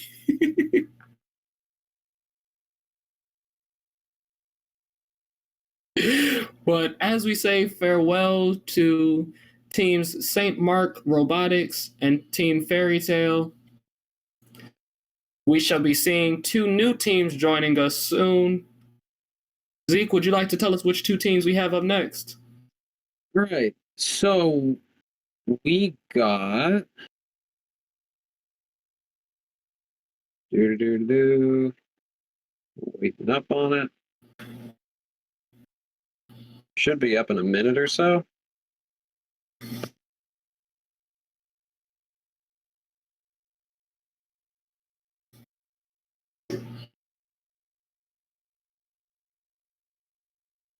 Now, this is probably the most amount of hats I've ever worn to a first event. I usually don't wear 4. This is new. Come on, you gotta have all the hats. Yeah, I know. Oh, and here we go. So we have team 17779 or 17971, the Helix Hackers, and team 7182, Mechanical Paradox. I'm trying to remember what it's called when the same thing is read forwards as it is backwards. A Paladin. That's what it was. And so that's always very fun to see. I love those numbers. It'd be even cooler if it was an 8 in the middle, because then it really would go all the way forward and all the way backwards. But either way, we have the Helix Hackers joining Mechanical Paradox. I don't believe we've seen either one of these two teams so far. And so because of that, we would love seeing these two teams show up.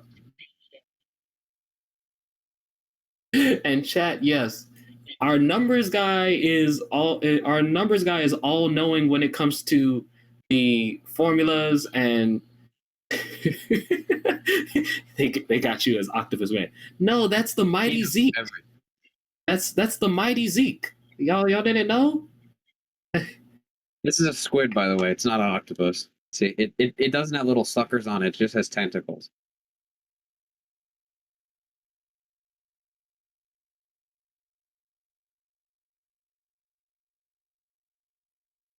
Let's see. But the two teams that are about to come up, the Helix Hackers is a family community team coming out of Gaithersburg, Maryland. Their rookie year was back in 2019. And the Mechanical Paradox is a team coming out of Cantonsville, Maryland, whose rookie year was all the way back in 2013. So two veteran teams that we should be seeing out here today. And currently what we're about to showcase next is a couple more of our remote matches. So remember, teams, if you send us in some submissions, we will play them. So feel free to send us your team events. Let's go ahead and roll that tape.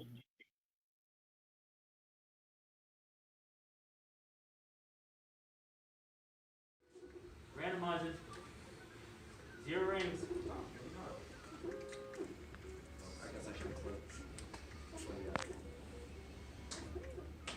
Drivers, are you ready? Yes. 3, 2, 1.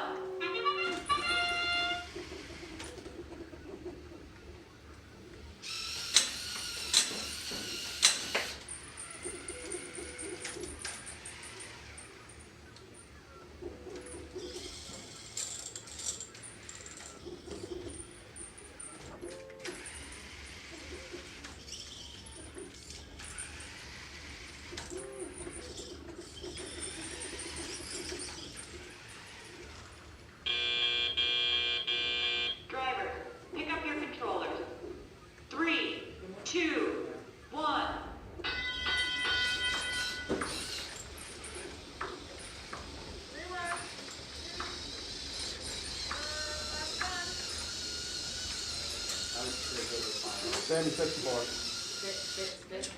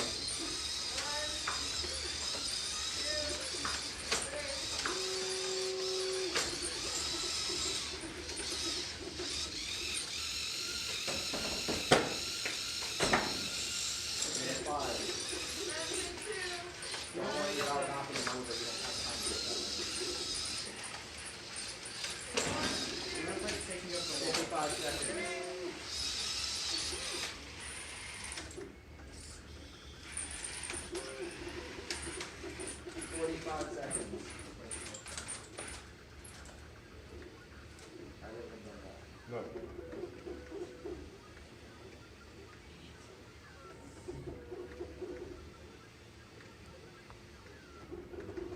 30 seconds.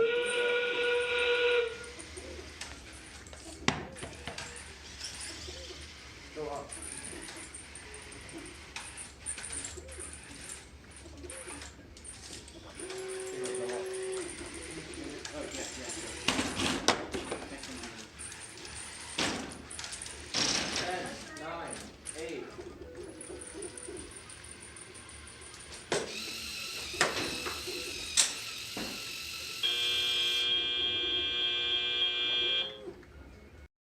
One.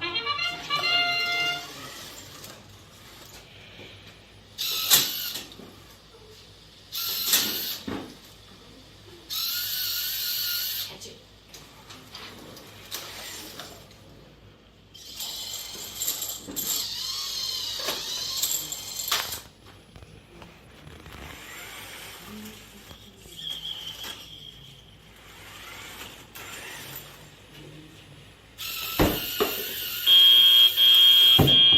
Driver, pick up your controller. 3, 2, 1. You get points for it, so I think, too, though, right? That's major. What is it, 30, 30? Is that major for? I don't know. I have no idea. Minor, I think. Minor probably.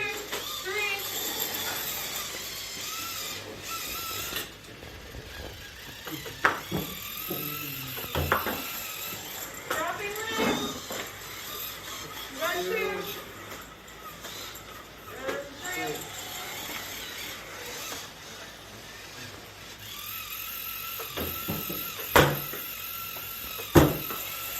Dropping ring.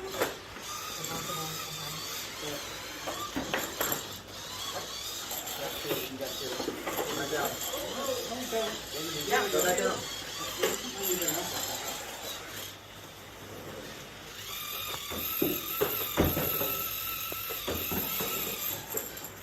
Dropping rings. 1 minute. Drop 3. You're gonna shoot it and go for wobble? Yeah.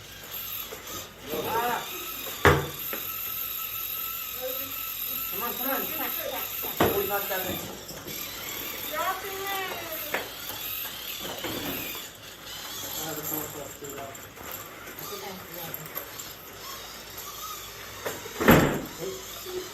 You got 3. 30 seconds. And then, the belt is through. We're gonna try and shoot. Sure. Well, no. Oh. You can shoot 50 seconds.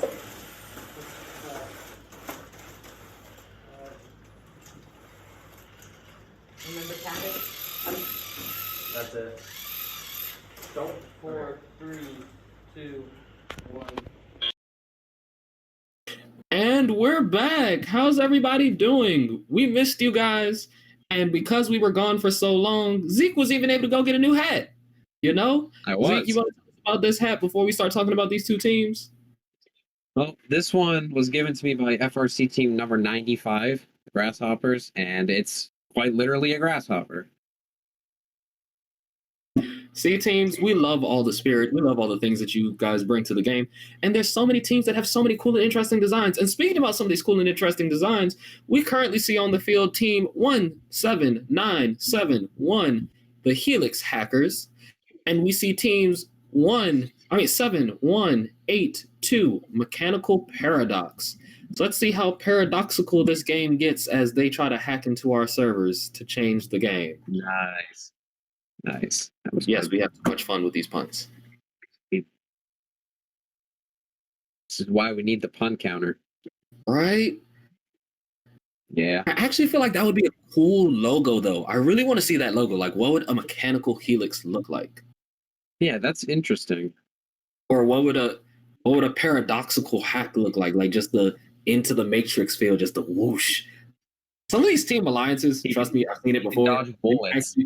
Some of these team alliances do go and make little mini things when they have their alliances together, especially if they have time for it, or they make little slogans or little phrases, and they try to give it to us, especially when we used to be on the field. And so it's definitely still a very cool thing to see and a very cool thing to hear about.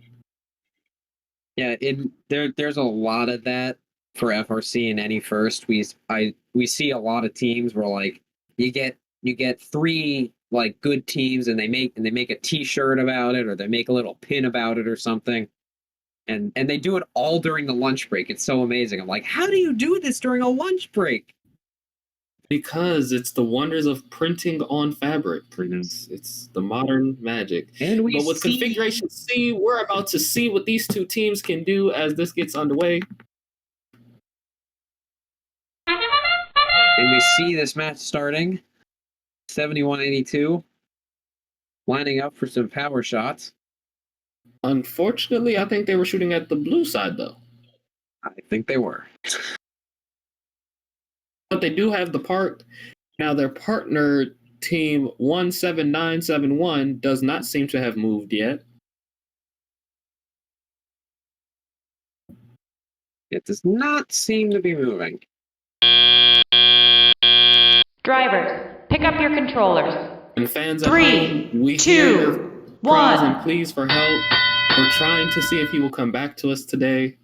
If he does come back, hey, congrats. If he doesn't, we're sorry. We'll see him next time. He does have a busy schedule. We might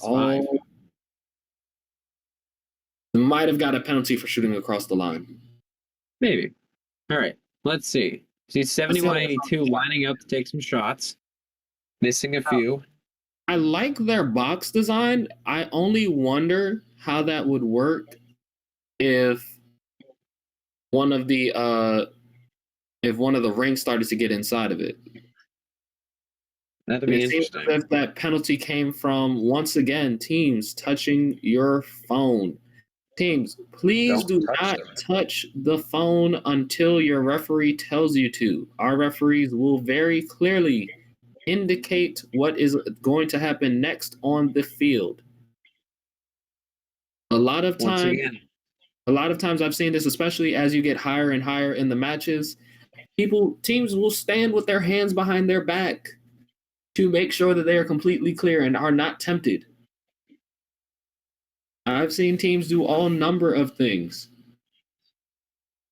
My mentor personally used to take things to a slight extreme. One of my mentors, he would actually handcuff himself to the chair while we were in our build room just to make sure that he wasn't touching the bot or helping us in any way, shape, or form other than verbal and emotional support. It was like, I offer nothing physical. I sit here. And we see one of the wobble goals being grabbed. And that final 30 seconds. Can they take it out of the arena? I wonder if that was in the right area, though. Did it count? Yeah, that's what I was thinking. I'm not exactly sure, because it didn't look like it was across the line. I think it might have been off. We just saw one of the power shots go down. Oh, that's good. Remember, think of the phone as a shiny red button. Don't touch the shiny red button. That pretty much makes everyone want to touch it more. That's true. That's exactly what people want to do. Instead of shiny red button, think of the phone as a hot stove. There you go. That's good. Hot stove. you will get burned for it. And in this case, by burned, we mean you will lose some of them points. And remember, every point counts in this game. But with what seems to be 4 high goals and 5 mid goals coming up to a point total of currently 54 points, we will see what the judges' scorer says. And here we go. And with an official score of 54 points, that 5-point autonomous, a 44-point driver control, and a 15-point end game, with the only sour mark being that 10-point penalty coming from touching your phones.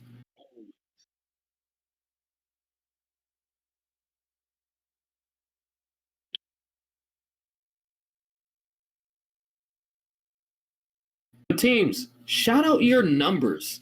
If you guys are talking about numbers guy, put your numbers up. Has your team played? What's your team's high score? Have your team showed up? When is your team going to be out? Tell us what week you guys are coming to. We'd like to know about you guys.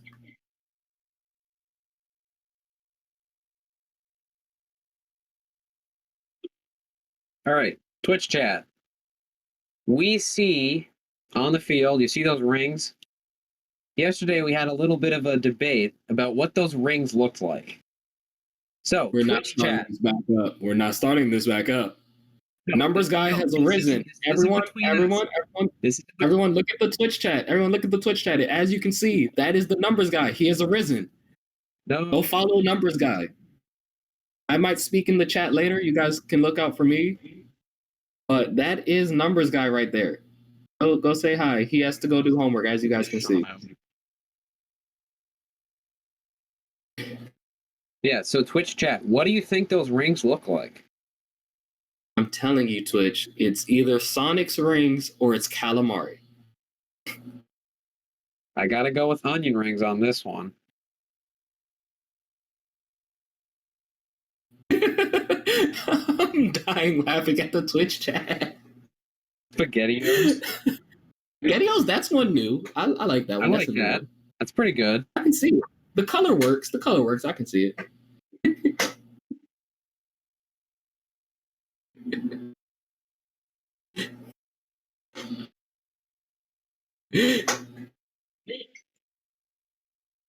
Now, there is a mechanic to this game that I have not seen being used yet.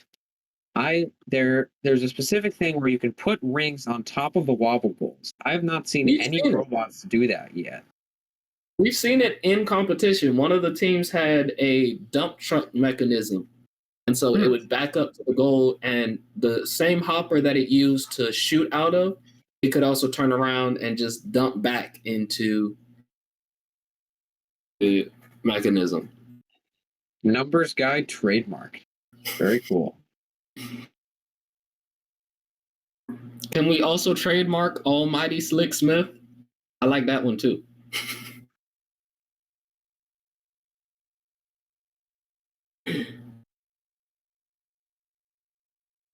I mean, putting rings on the wobble isn't always worth your time, but that's only if you can't. That's only if you're putting rings on one wobble at a time, and one ring at a time. Now, the team that we saw that had the dumping mechanism could put 3 rings on at a time, and those 3 rings counted just as much as hitting 1 power shot. And so they ended up doing it twice, counting for a total of 30 points, making that wobble goal as it stood more valuable than putting it out of the arena for 20. So if you have a team that can get yourself 5-6 rings on a wobble, then it's definitely worth it. Also, as well, thinking about that, you can also still park it on the line for an additional 5 points. Now, I was thinking, if you had a mechanism like, if you remember Wizards.exe, they had the thing that would pick up the wobble from the bottom and put it into their robot. If you put rings on the wobble, and you had Wizards pick it up, go like this, and then put it out, that'd be like 50 points right there. That'd be insane. I don't know how that works. We'd have to go ask the referees for that one, because I've thought about that one, and I was like, I don't know. I think once the rings are out of the arena, it doesn't count. And also remember, the rings only count on the wobble when it's standing vertically. So then you would have to think, if I drop it out the arena and it tips over, how would it count? Right. And yes, 330 is the current record. And it looks like the numbers guy is going to join up for a bit after this next match. So everyone, you guys got to bug as much as you wanted, and it is here.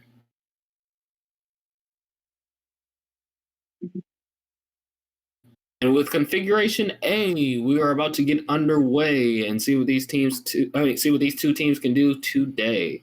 There we go. Yes, having too much fun with the letter A.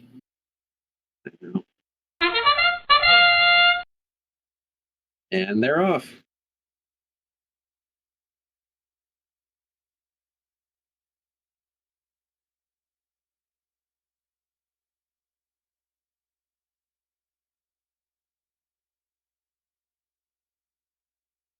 And it looks like that is going to be... We got 3 high goal shots and 2 parks. Drivers, pick up your controllers. 3, 2, I feel like 1. one day we need to just run a separate panel without the robots and just have all the commentators do like a roundtable discussion. That'd be interesting. Like how some other sports do. Like, I just want like our open roundtable. And here they come. All those rings on the field. Now, see, I do like their actual intake mechanism. If you can see it, they use all of those rollers to pull it up almost vertically against the side of the bot. Yeah, and put it up onto the top of the robot. So all that space inside their bot is used for all their different mechanical systems and all their different processes, whereas the outside is purely used as a intake. Right. However, it does seem to look like that intake can pick up 2 at once, which could be a problem if they pick up more than 3. And there we go. Which we have seen some teams do. Looks like they're trying to line up for the high goal here. Trying to go behind their alliance partner. There you see one go in. One. Let's see if they can pick up some more and put them in.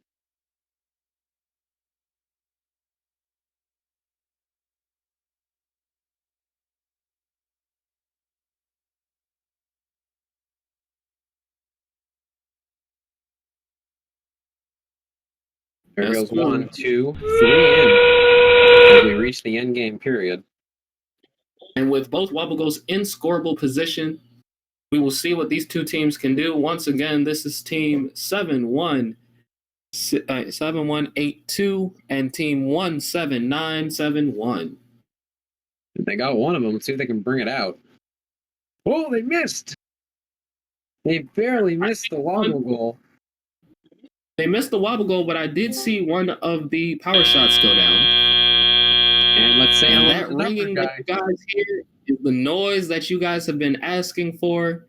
Here is Numbers Guy. What's up? I got to see that last match, so I can talk a little bit more about that, but here's the score. We can already see those viewer levels spiking by the hundreds with the new appearance of Numbers Guy.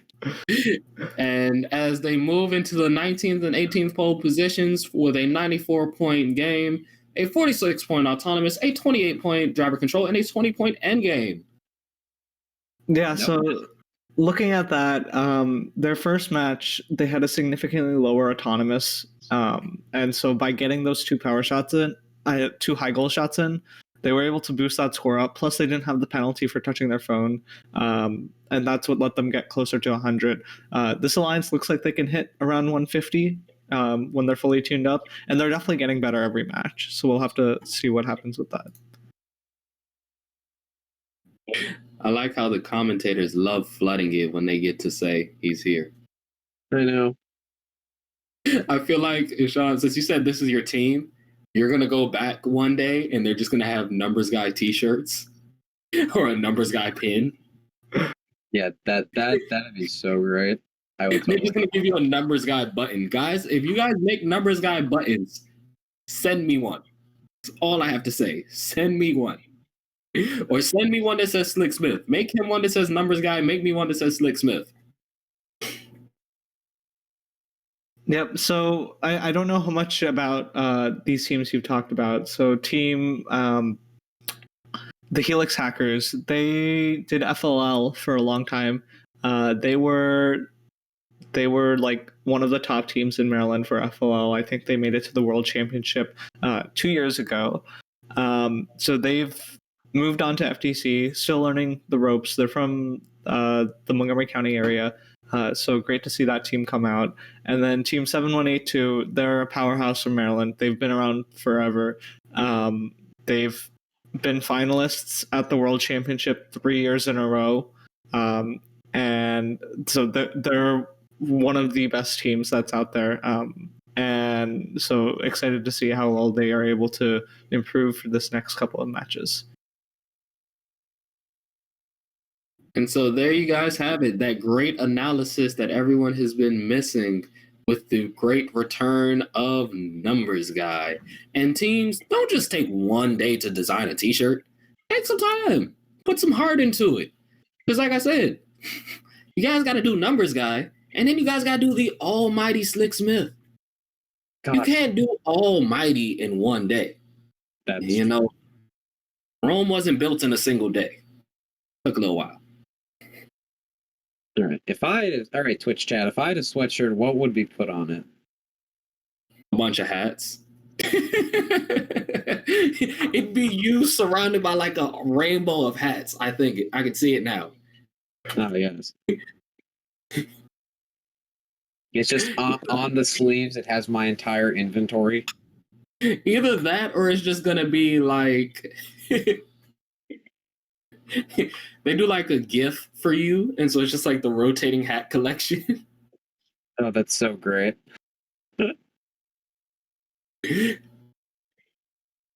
Now, your dad would be a funny one too, because with him, they would turn around and probably just have like a bunch of food because of all the things he does. Now, Dad, he like whenever he game announces at an FRC event, he always likes to dance. We just got randomization B. So let's be warned and let's be advised as these two teams begin their next match.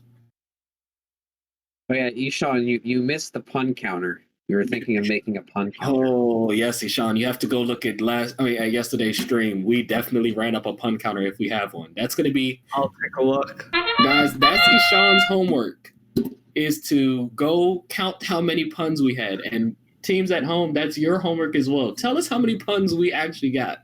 We want a pun counter. All right, so just looking at that beginning, Autonomous just started. Looks like 7182 was just slightly off to the left. They were hitting blue power shots instead of red ones.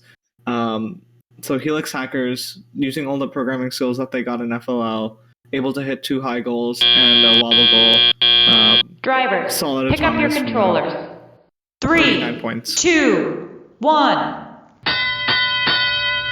So 49 points. That's exactly what they hit last Autonomous. So let's see if they can bring up that teleapp and endgame, because those were around in the 20s. And to the Twitch chat, I believe Caitlin said Team Cubics was just taking a break and that they should be back. It looks like Helix Hackers are not moving. Oh, there they go. They're back. The Helix Hackers, I believe, are trying to get their rhythm back as the Mechanical Paradox is still firing away. Oh, we might get 4 in the box. You guys might get more commentators again. Mariah, are you there? That's yes, if it's audio Yeah, working. we can hear you. We can hear you. We just can't see you. We just need to see you. Yeah, sorry about that. So guys, the box is getting more crowded for you guys. There we go. The box is filled. We got our 4. It'd be funny if we got like all 7 of us up here. That'd be funny. So with 40 seconds left, they still have 1 wobble goal on the wrong side of the field. So I don't know. It looks like Helix Hackers has their wobble goal arm out, but they only have 2 seconds, 1 second to go grab it. So I think they're only going to be able to get 1 wobble goal this match. So now it's going to come down to whether they can get the power shots and that 1 wobble goal to help boost their score. 111 is still the highest they've ever done. With 7 rings in the high goal, their previous high was like 4 rings. So definitely much better for this Barely line. missing it. And there they go. They got it. Let's see if they can bring it out. Run. Are they fast enough? And they get that arm down. 3, 2, 1. They got it out. Good for them. We'll see what the refs call it as. It looked like they did get it out before the timer buzzer.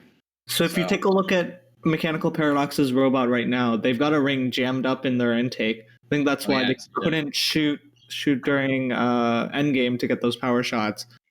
They were really trying to. I saw them ejecting and then re-intaking it multiple times. So hopefully they can figure that out for next time. Score of 131. Score of 131. That boosts them into our 15th and 16th pole positions with a 49-point autonomous, a 62-point driver control, and a 20-point end game. And that is a very strong showing in that autonomous and in that driver control. I know as we were just talking about, if that shooter was up, they probably would have got 1 of the power shots, and that would have helped boost their end game score, as well as teams. Try to get both wobble goals into scoreable positions. Even if you aren't able to get both of them out, just by getting them both across the line and then by bringing them back to the line, you can get 5 points. And that extra 5 points can definitely help tip the balance between being a top tier team and being seen as compatible and seen as viable versus just being one of the pack. And remember, even though there are other ways to win this game aside from just having points, you still want something that helps your team stand out.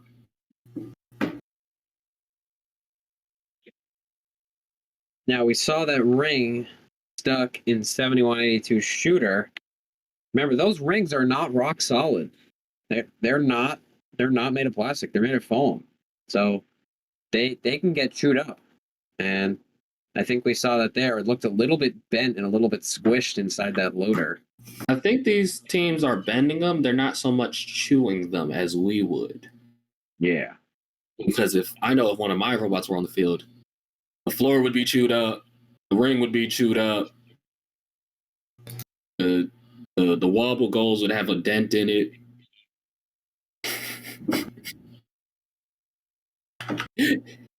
I think that's probably why they don't use foam for FRC.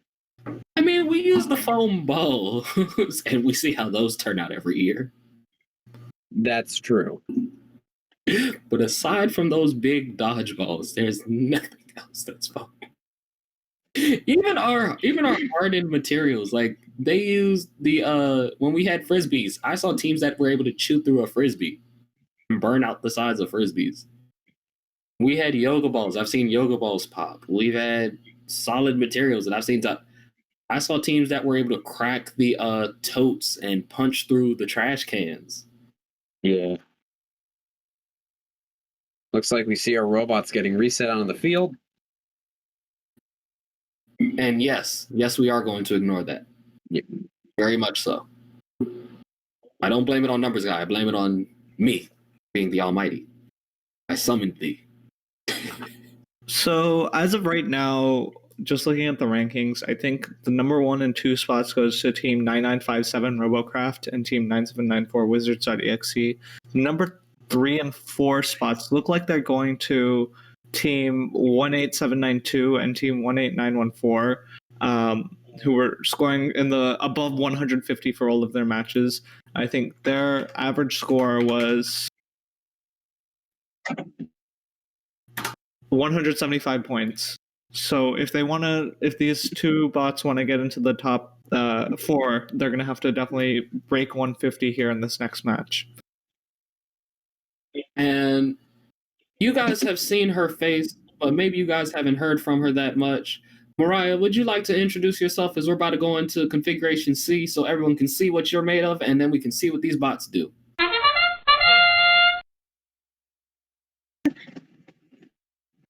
So, I, Mariah, I'm a lot 16 to 89.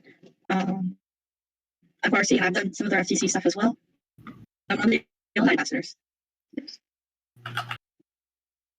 All right, Mariah, it looks like you were breaking up a little bit there. Don't know what it was, but are we good in backstage? All right, awesome. Match has started. Drivers, pick up your controllers. 3, 2, And 1. with a 34-point score going into this opening round, I believe that came from one high, possibly a mid, or maybe it was probably multiple mids, and then the two arcs.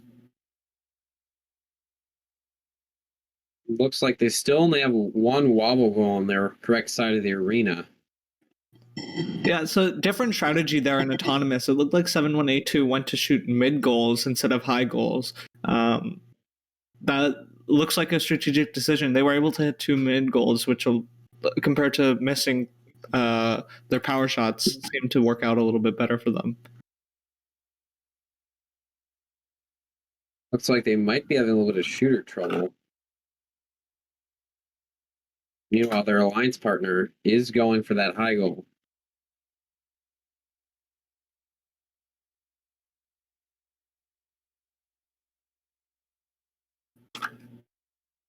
I can say, though, these teams do seem to be putting up a very good showing.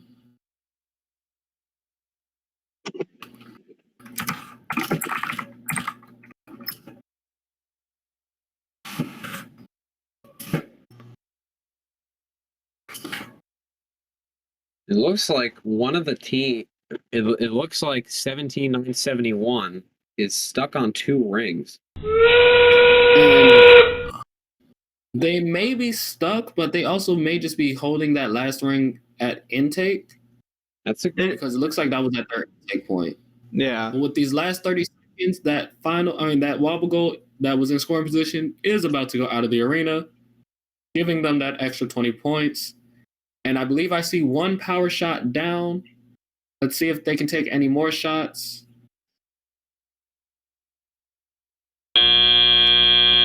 And that is time. Yeah, it looked like in the early part of that match, 17971 was hung up on 2 rings stacked on top of each other, so they could only use their back wheels to drive. And our final score is 91 points, pushing them into our 14th and 13th pole positions with an autonomous score of 34 points, a driver control of 22 points, and an end game of 35 points, coming from that one wobble goal and the one power shot. Yeah, it's going to be hard for them to get much higher without scores around 150. Just in terms of the rankings, a lot of strong teams that were showing yesterday. But with that, we've seen their autonomous be higher. We've seen their driver control period be around 50. And if they get that second wobble goal working, that should let them be able to score high during endgame.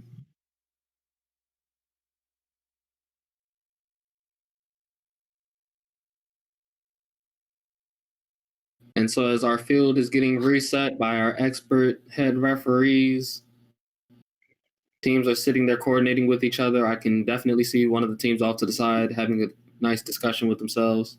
Yeah, so Mariah had to step out. Her internet was acting up, but we'd love to thank her for coming. She will be here next week, so hopefully you will see her there.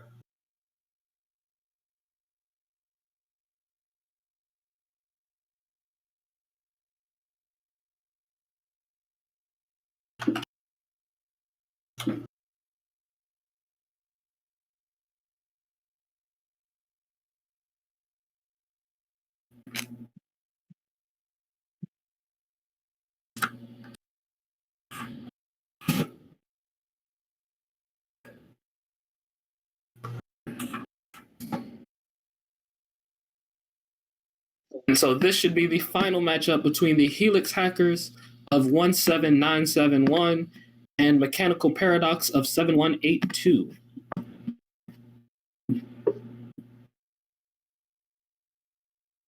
And And with that, let's see how they do as we await configuration.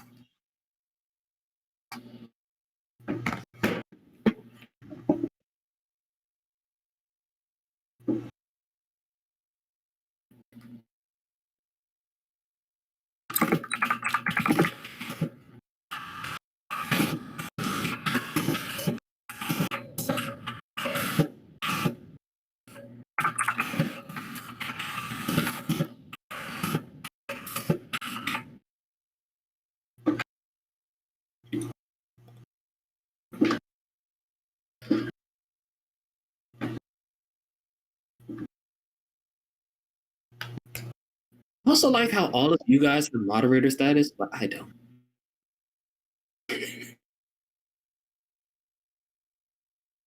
All right.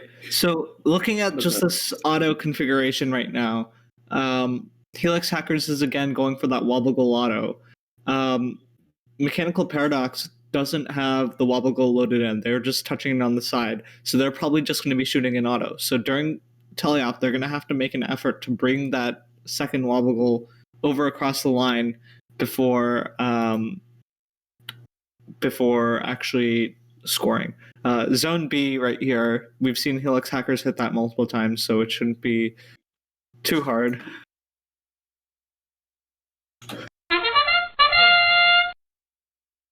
And here we go. You saw the wobble goal of Mechanical Paradox just slide by. There, they got two power shots. They were off a little bit, so they hit one blue one, but that's going to be a high scoring auto for them. But there was a misdetection by Team 17, the Helix Hackers. So they placed the wobble goal in the wrong zone, but get all three of their high goal shots. I think this could still be a high score for their alliance during autonomous. That's going to be their auto high score with 3 highs, Drivers, 2 parts, pick up your and controllers. the 2 3, power shots. 2, powers. 1. No, I was waiting for it to recognize. I was like, they didn't recognize it at first. So I was like, wait, did they get it? Yeah. Or not? 76 points. But so here they could break 150 with that. And right there they go. They're bringing the wobble goal back. So that's going to let them score it during endgame. They're just going to drop it off. As we've seen with some of these teams definitely, we love seeing how you guys position yourselves and prep for the end game. And remember, the end is just as important as the beginning. If you guys can start and finish strong, you can sometimes more than make up for a less than perfect driver control period.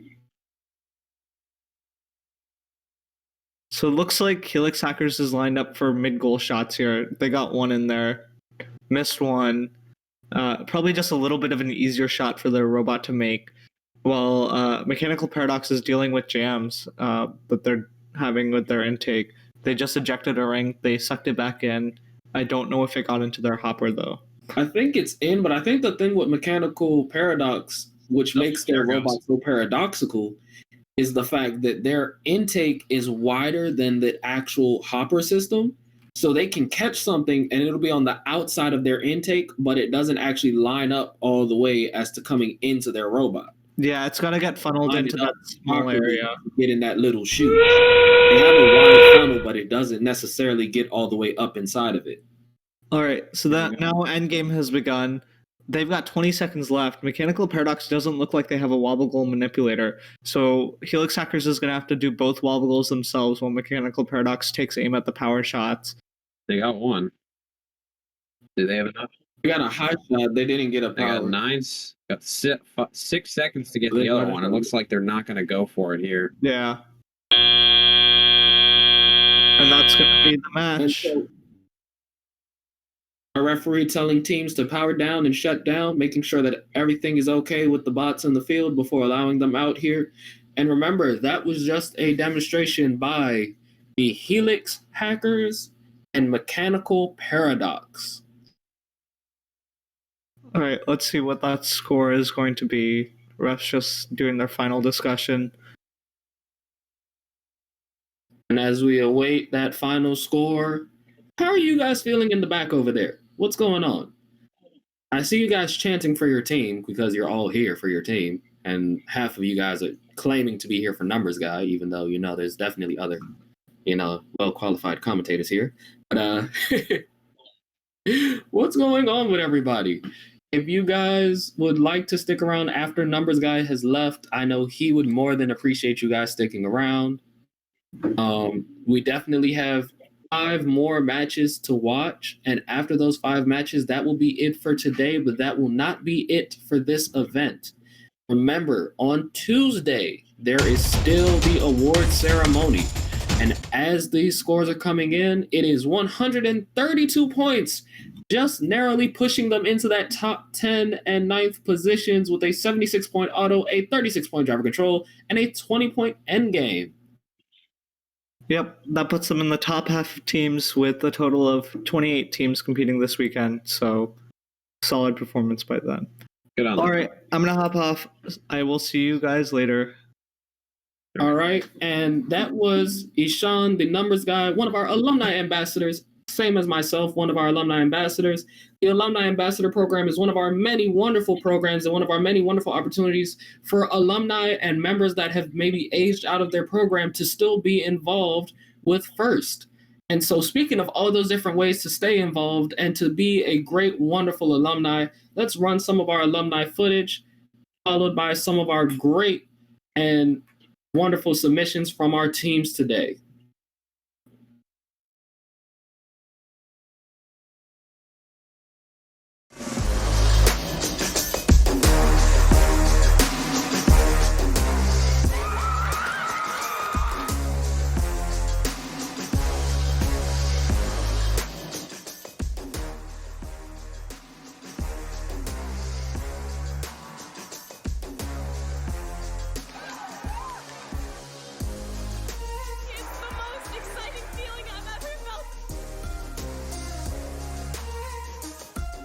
Being a FIRST alumni means that I have an entire world of connections.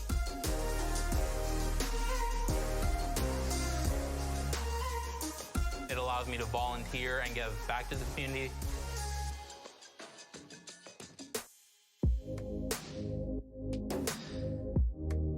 I think FIRST can really prepare you to solve any number of the world's big problems. The skills that you're going to be learning can completely change the future.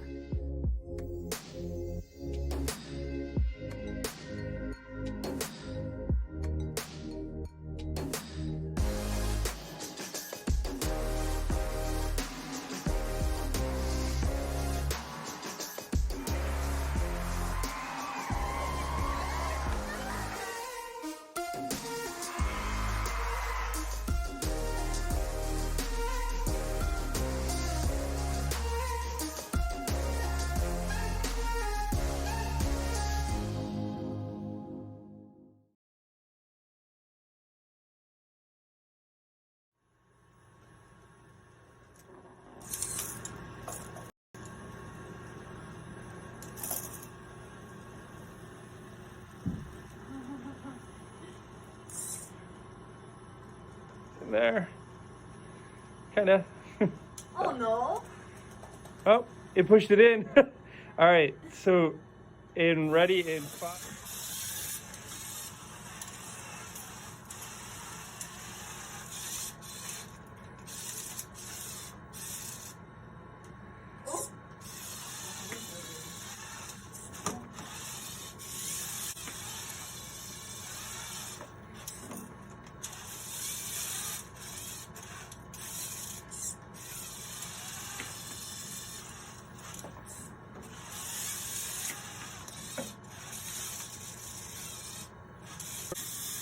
Do you want to start over or are you good? Okay, keep going.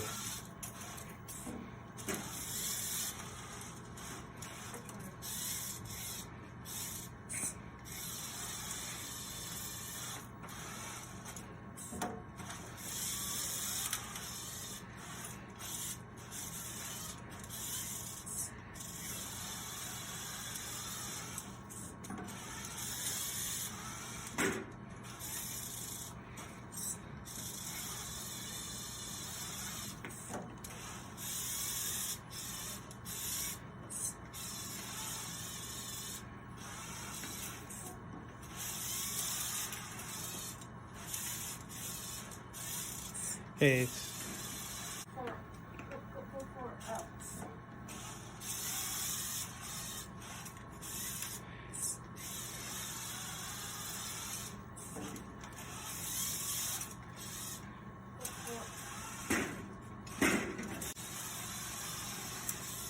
3, 2, 1, go.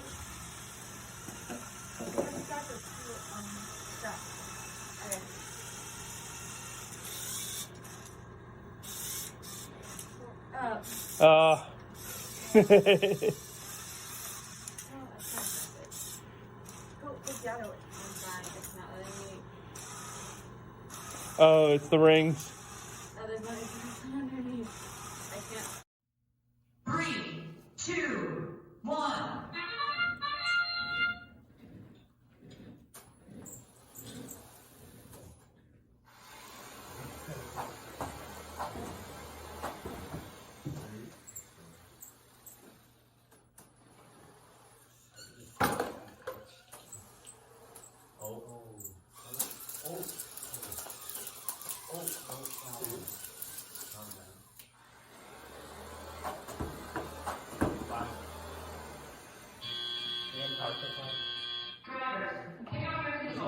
Yeah. 3, 2, 1.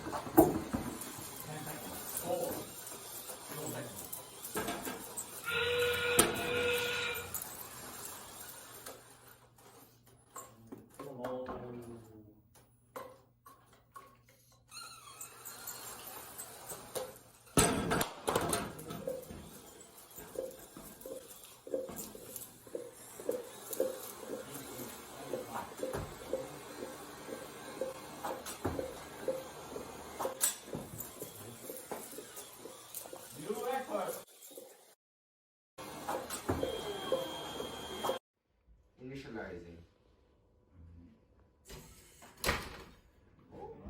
Randomize? I don't want these. 0 rings.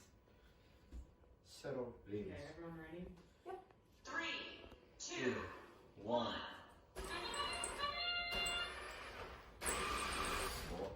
Oh.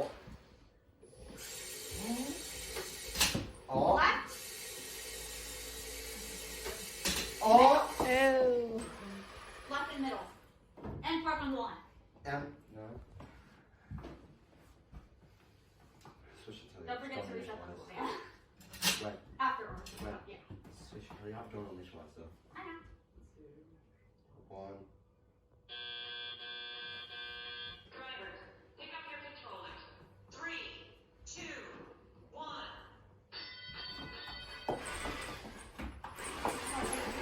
Hurry up. Drop the tower. And ooh, they're trying to get the wobble to be eligible. Oh. Uh-oh. We may I don't care. It's fine. Run Some it. technical Go, difficulties. go. we may have a problem. I think It's not gonna left cause side any is problem. orange one. I don't care if I hurt too much. It's You got penalty. 2 rings. I didn't get covered. Okay. I do not like that one. You want that? Oh crap. Hold on. Toilet sheets. Not bad. Just right. Get out. What were you doing? Whatever. Shit, God, go. It's stuck. It's seems. Wait, I think I can get it Trying out. to get the ring out. I think we can get it out. We got it out. And so. I'm shooting you off first, Charlie. Okay. Oh, well, okay. Will they be able to make it? And Big goal. big goal. Grab the AC saving ball here.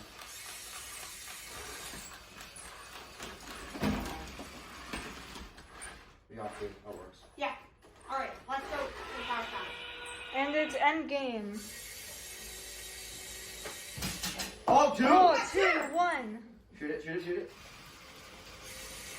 Will they get a third? 3! Oh, but. Doesn't not. Doesn't matter. Look in the middle. Look in the middle.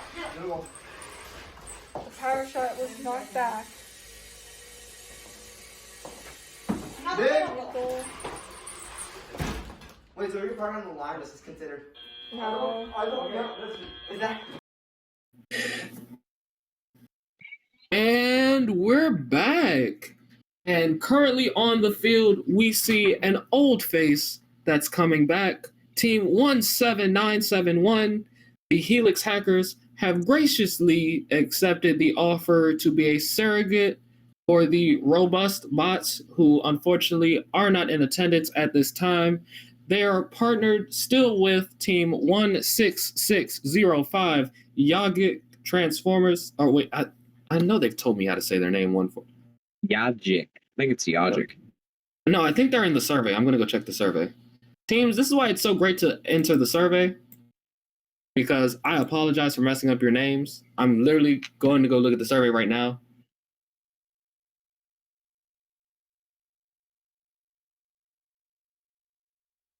Because they entered the survey last week. I don't think they entered it this week.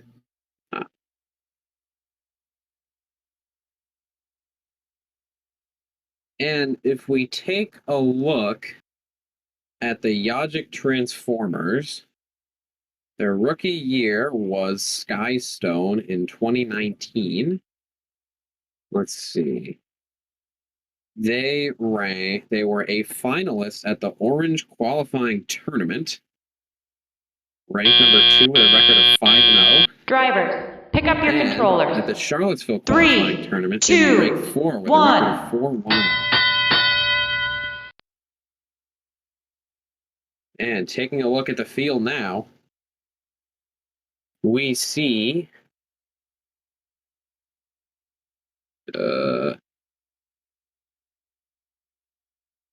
looks like we see 16005 trying to get some rings. Looks like they're in the zone of that middle goal.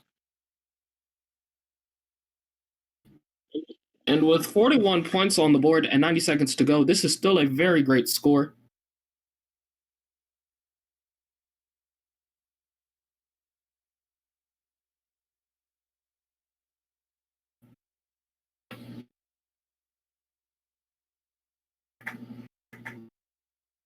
Here we see some mid-goal shots from 16605.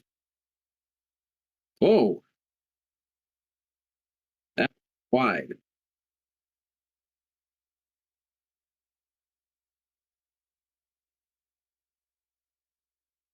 And here we see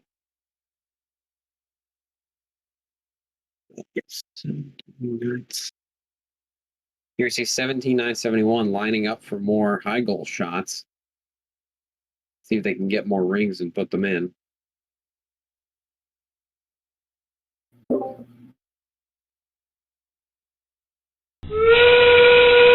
we've reached the end game. They've won while eligible. They go these final 30 seconds. I see a claw out.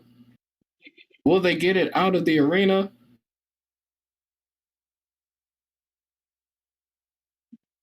And it's gone. Yep, that is out of there. Let's see if they can get a power shot, maybe. Do they have enough time to do it? It looks like they do. And that will be time. Let's see how our referees and scorekeepers score it.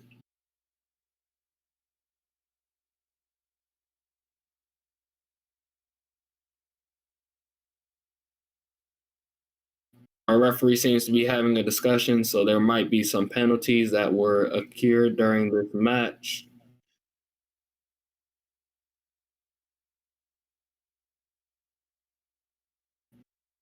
I'm all alone in this box. Finally, I got room to stretch out.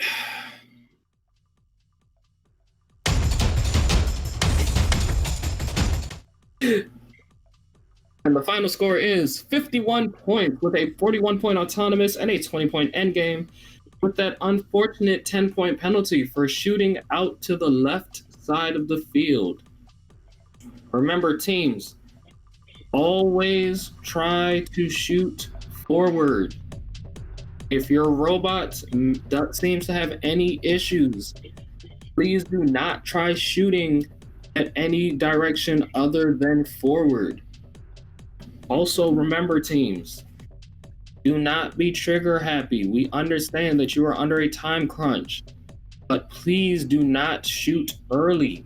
If you are turning and you are facing outward in the field and you have been warned, you will receive a penalty for shooting outside of the field.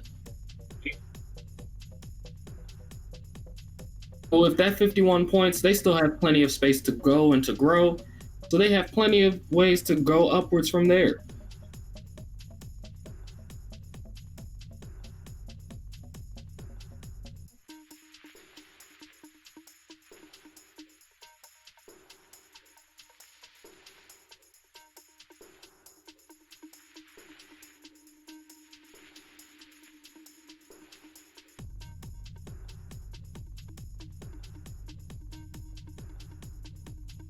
So teams, how's everybody been doing? We're getting ready to go into our last few matches.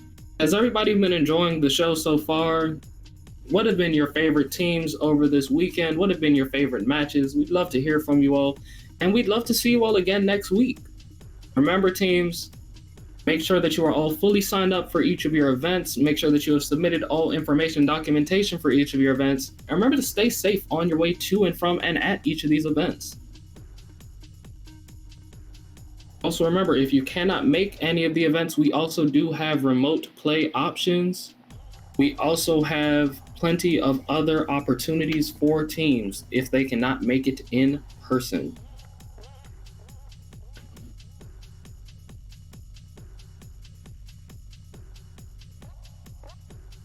Look who's back.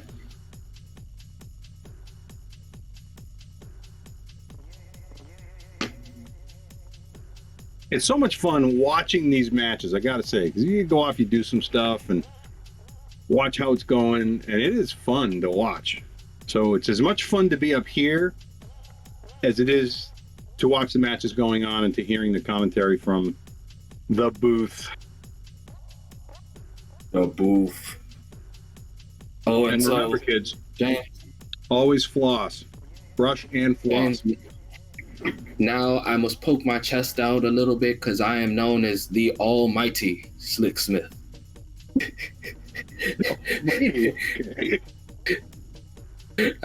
Earlier in the chat, I was called the almighty Slick Smith, and I will allow it. Sean is now officially numbers guy. They put out hashtag numbers guy. They said they're going to put out hashtag numbers guy t-shirts, numbers guy hoodies.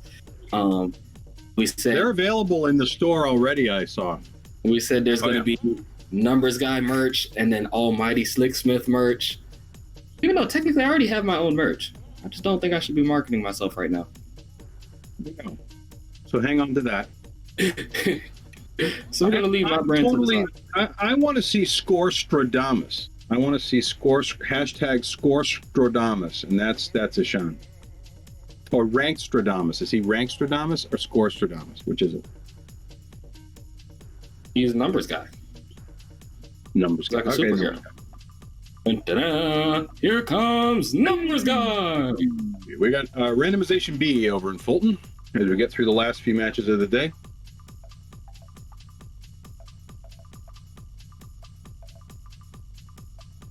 And they are off.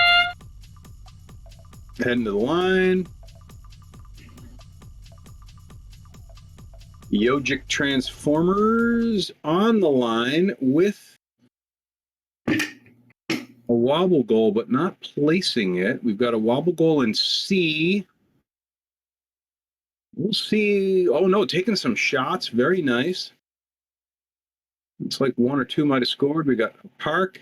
And does 16605 score? Driver, That's the pick up your question. Are they controllers. parked? 3, Looking 2, for the 1. feedback. It looks like they get one park out of that. But the wobble goal did cross the line. So off we go into the match. We can see some herding. This is very smart play. So we can see the teams are working right now. 18,996. It looks like they are moving the rings over closer to their alliance partner, who seems to have a fast pickup. Oh, they shot one out of the arena. That could be problematic for them. That'll be a penalty later. But we can see them trying to pick up those rings. They've got one, looks like it's under the bot. In the meantime, Yogic Transformers taking shots. They got some in the high goal, erasing the damage from the penalty and beginning to increase the score again.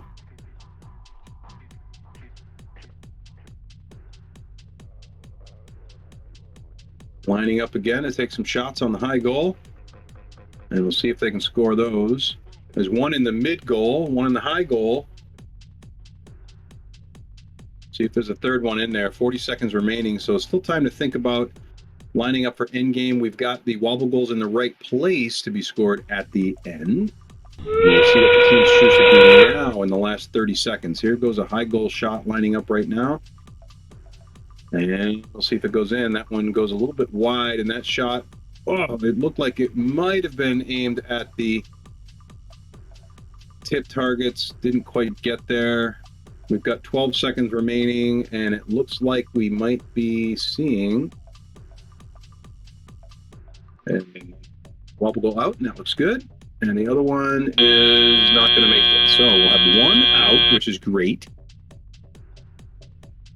None of the power shots scored.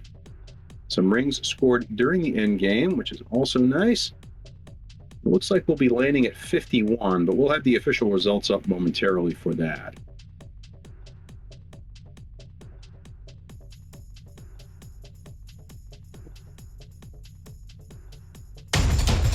And here we go. And it's looked like this alliance will come in with 51 points. With that 10-point penalty that we had seen earlier, watch the referee with the motion on that. 29 in autonomous, which is a great start. 20 in the end game, always contributing to the high score here. And then 12 in the driver control. So well done to this alliance.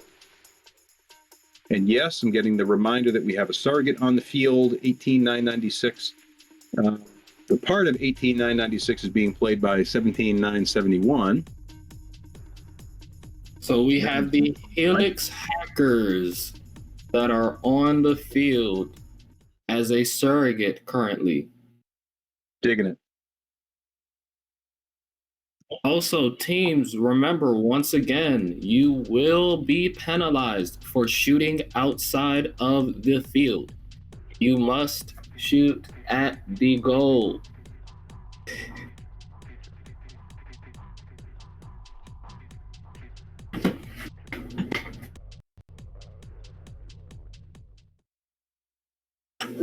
And we're coming up again.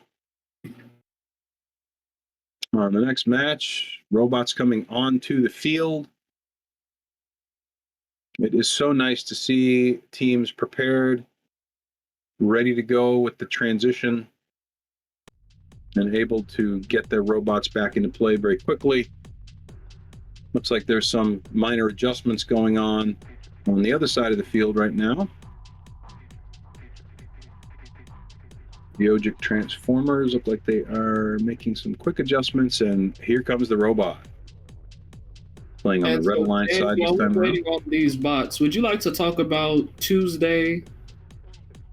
Sure, we were going to mention a little bit later, but yeah, Tuesday night we have our awards ceremony, and the awards ceremony covers the two events that we did this weekend, that's the judged events, as well as the judged awards, as well as the performance awards that we will see from these two events. So please do tune in. We love presenting awards, and of course at the end of that is when we reveal which of the teams from these events will be advancing to the championship. So that's an important part at the end to see which teams will be moving on from each event.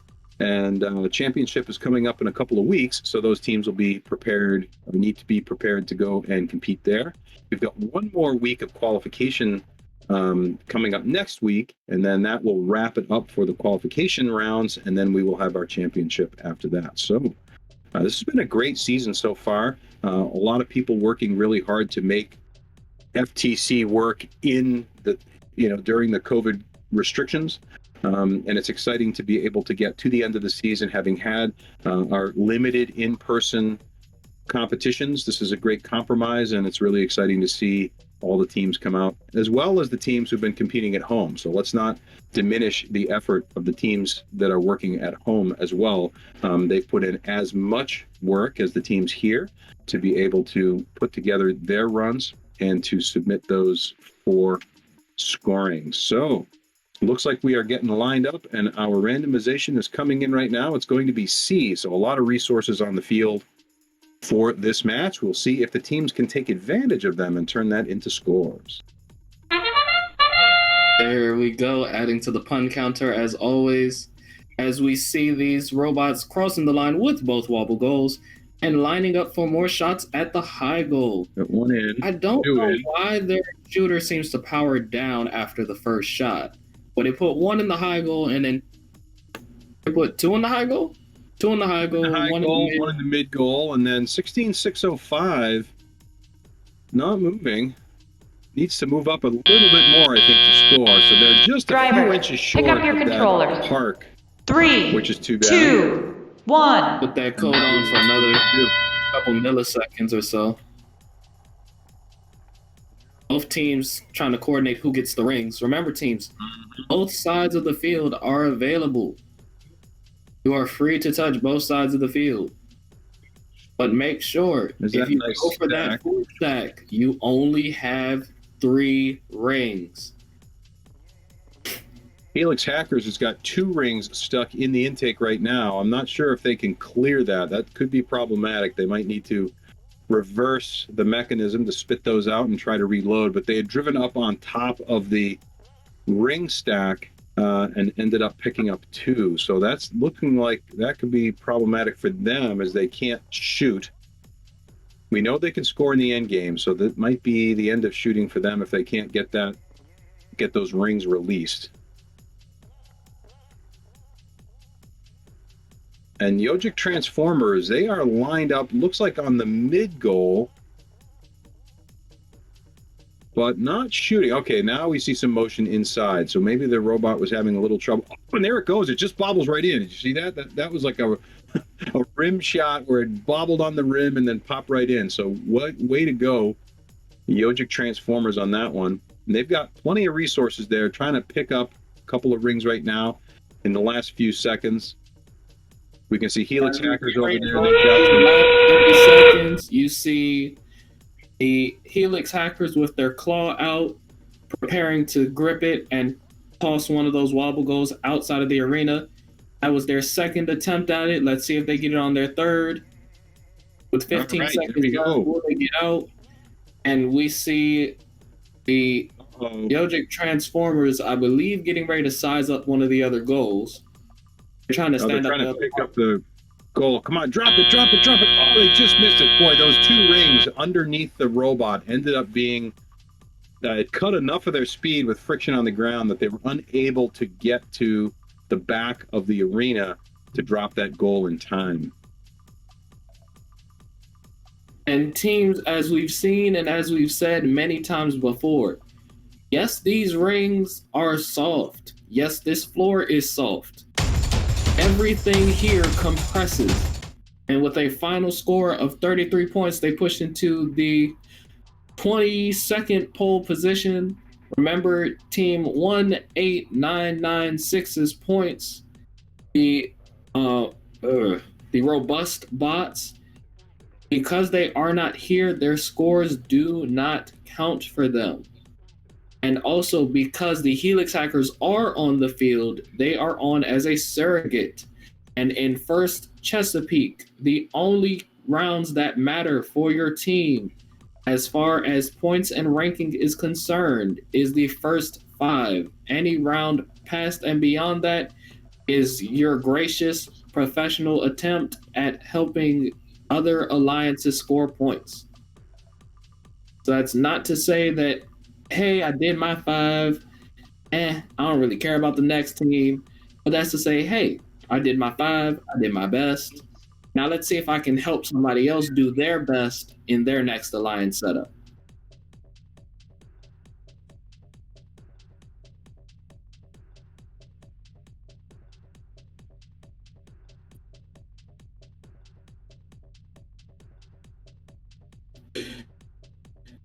And so as we see the field being reset and as we see everything being prepped and ready to go, teams, how have you guys been? What's been going on?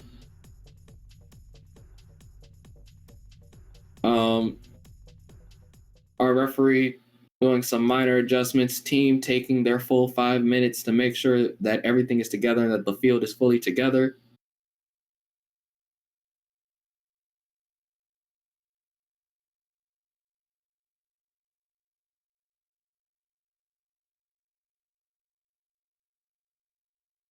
And so as we speak about gracious professionalism, the great and late Woody Flowers was one who always spoke to gracious professionalism and actually created the term gracious professionalism.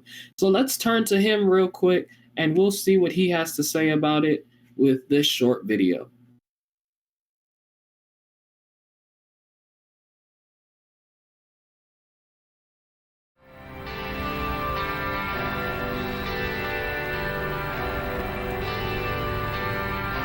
Hi, I'm Woody Flowers, and I've been part of FIRST for a long time.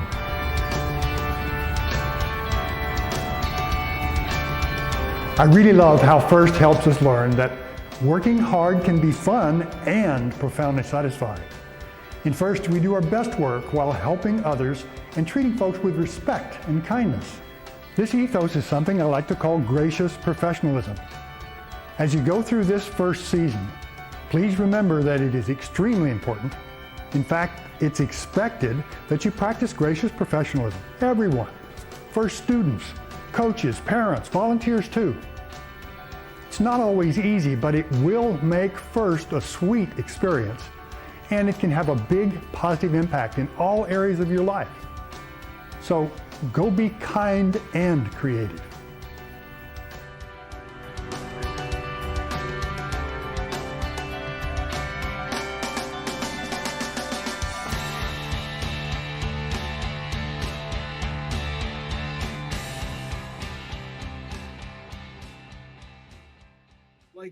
Talks on the microphone.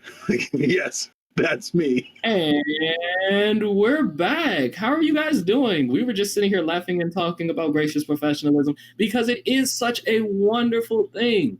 And with our community and with the FIRST family, you will meet other people all around. Being in the FIRST family sometimes feels like being a superhero. And what I mean by that is the like Superman effect. You put on your glasses and you walk outside and nobody knows who you are. But then when you go back outside and you actually rip your shirt off and talk to somebody, you're like, I was one of them too. And then everybody is just one big happy group. And it's something to talk about. It's a lifelong journey. It's almost like joining a fraternity or sorority. Like it's a lifelong family. It's a lifelong brotherhood or sisterhood organization. You'll meet and connect with people. And sometimes there's certain connections that you make that after a while, you can get business connections out of it. I know there's plenty of people who have spoken about getting jobs through FIRST or getting jobs by being a FIRST pick up your alumni. controllers. And talking about getting the job done, we see those 41 points on the board after they made those 3 high goals with the park.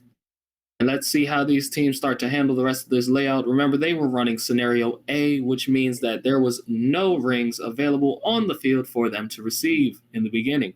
So both of these teams had to wait to reload before they could go and start firing.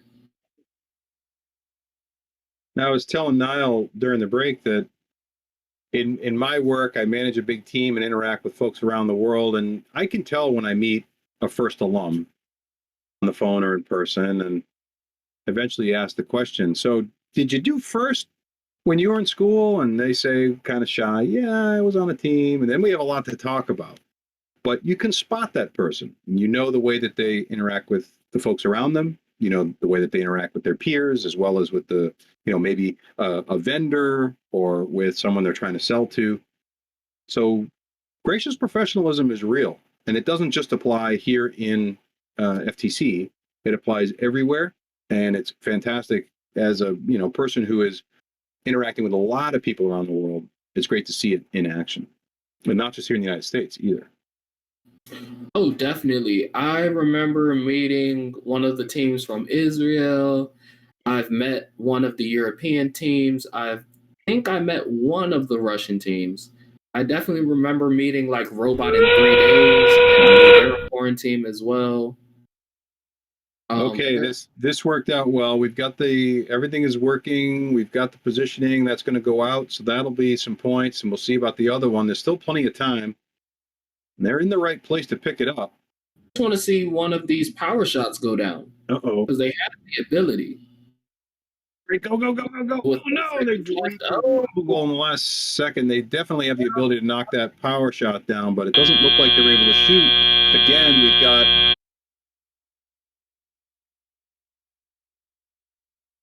load had been compromised. And with that unofficial score of 71, that score may stand. We will see what the referees and scorekeepers have to say. With the score coming up right now, it is 71 points, pushing team 16605 Yogic Transformers into the 18th pole position with a 41-point autonomous mode, a 10-point driver control, and a 20-point endgame. And we are coming up on the last match of the event. So we will have that, and then we will say a short goodbye as we wait for Tuesday, when all of the tabulations take place on the judging. Teams have submitted their judged materials. All of that work is going on. A lot of work done yesterday and again today on judging, making sure that all considerations are considered. And then we'll have those awards again on Tuesday at 6. So tune in for that. And then we will have. Correct me if I'm wrong.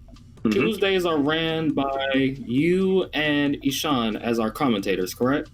Yes, and we go through quick. Let everybody know who the winners are. It's not a long event, but a meaningful one, because we love recognizing teams for the great work that they do in those judged areas. And then, of course, at the end, we will announce who will be proceeding to the championship. So that's always the moment where everyone's waiting for the curtain to be lifted on that list. And here we go, lining up now, new or last appearance. And we'll, give it up for the Helix hackers for sticking around for an extra set of rounds. It's good practice for them, of course, to be here, having already competed earlier in the day. But it helps their alliance partner, because having 2 robots on the field helps that alliance partner to boost their standing as they move through the competition. So thank you for Helix hackers for sticking around for this extra set of matches. And that just goes to show how all of these teams are connected, even without possibly ever meeting before until they go to a match. I know personally, I've had tons of teams help my team personally, and I've had my team help other teams. There were definitely times where somebody said, "Hey, my bumper just snapped. Do you guys have some extra plywood, some extra noodles so I can fix a bumper?" And FTC, for example, I've definitely heard of teams saying, "Hey, do you have an extra wheel that I can borrow? Caitlin yesterday talked about sharing her at World Championship, sharing her NXT drive with another team. And as we see our invitation coming out, we have we have randomization C, as James so loves to demonstrate. And this is the one that you could have the super high scoring because you've got these extra rings on the field. Of course, it takes longer to put the wobble goals where they need to be to score. Neither team attempting to do that. 16,605, still, I think, a little bit short of the park. We will see the results, but we did see some high goals go in there. So we definitely still have the 3 highs and the 1 park. I don't think they're going to count the second pick park. up your controllers. 3, The other thing 2, that still has stuck with me was that team from yesterday that put a gear attached to a rope to try to say that they were still across the line. I still don't know what that's about. I still feel like with that, though, they definitely should have remembered the point of being able to reclaim the rope. Yes. So teams, remember, one big thing about your bots, there are a lot of different rules and regulations, and there are a lot of minute changes that can make or break a team. Some of those things go as far as that entrapment rule, or some of the rules as far as extension. Now, even though they encourage extension, your bot still needs to be able to get back into that 18 by 18 by the next time your match starts.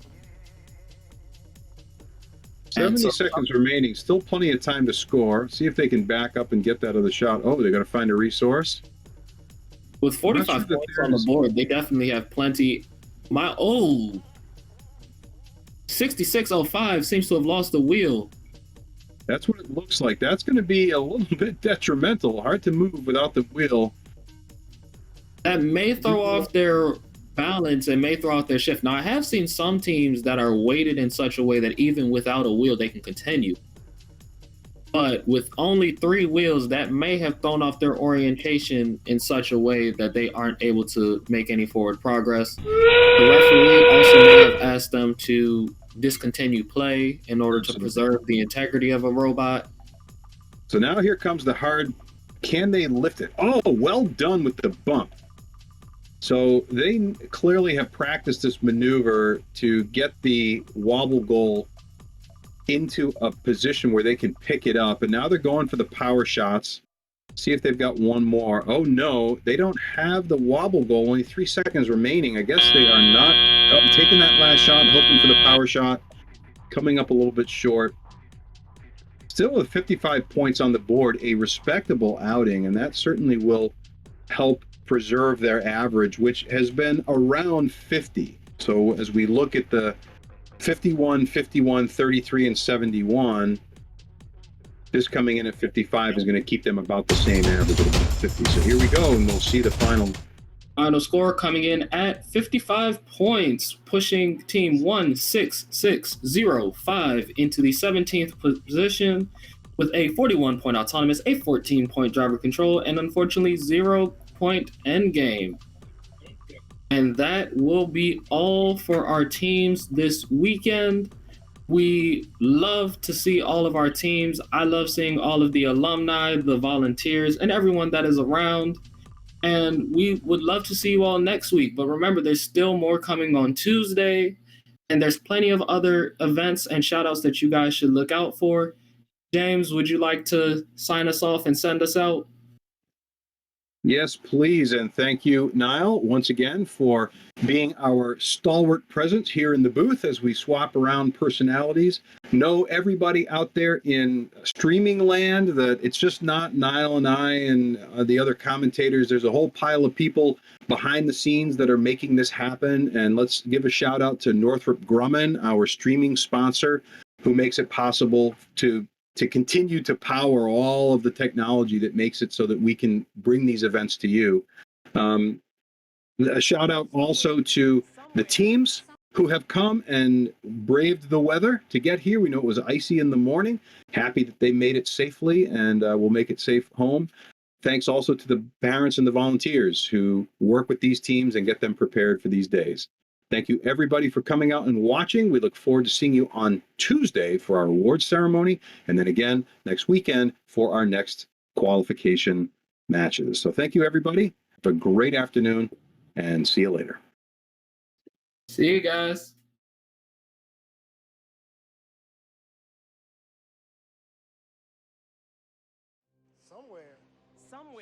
Somewhere past the edge of convention. Beyond the boundaries of tomorrow lies a special kind of impossible. A kind of impossible. Where pioneers forge ahead. Where no idea is too bold. And no challenge too great. Because making a 200-ton airplane disappear is impossible. Until it's not. Predicting cyber attacks before they happen is impossible. Until it's not. And solving the mysteries of the universe is impossible. Until it's not. It's our job to break free from what is To what could be. Ready? To leave the boundaries of what's known. To define possible. To define possible. To define possible. To define possible. To define possible. To define possible.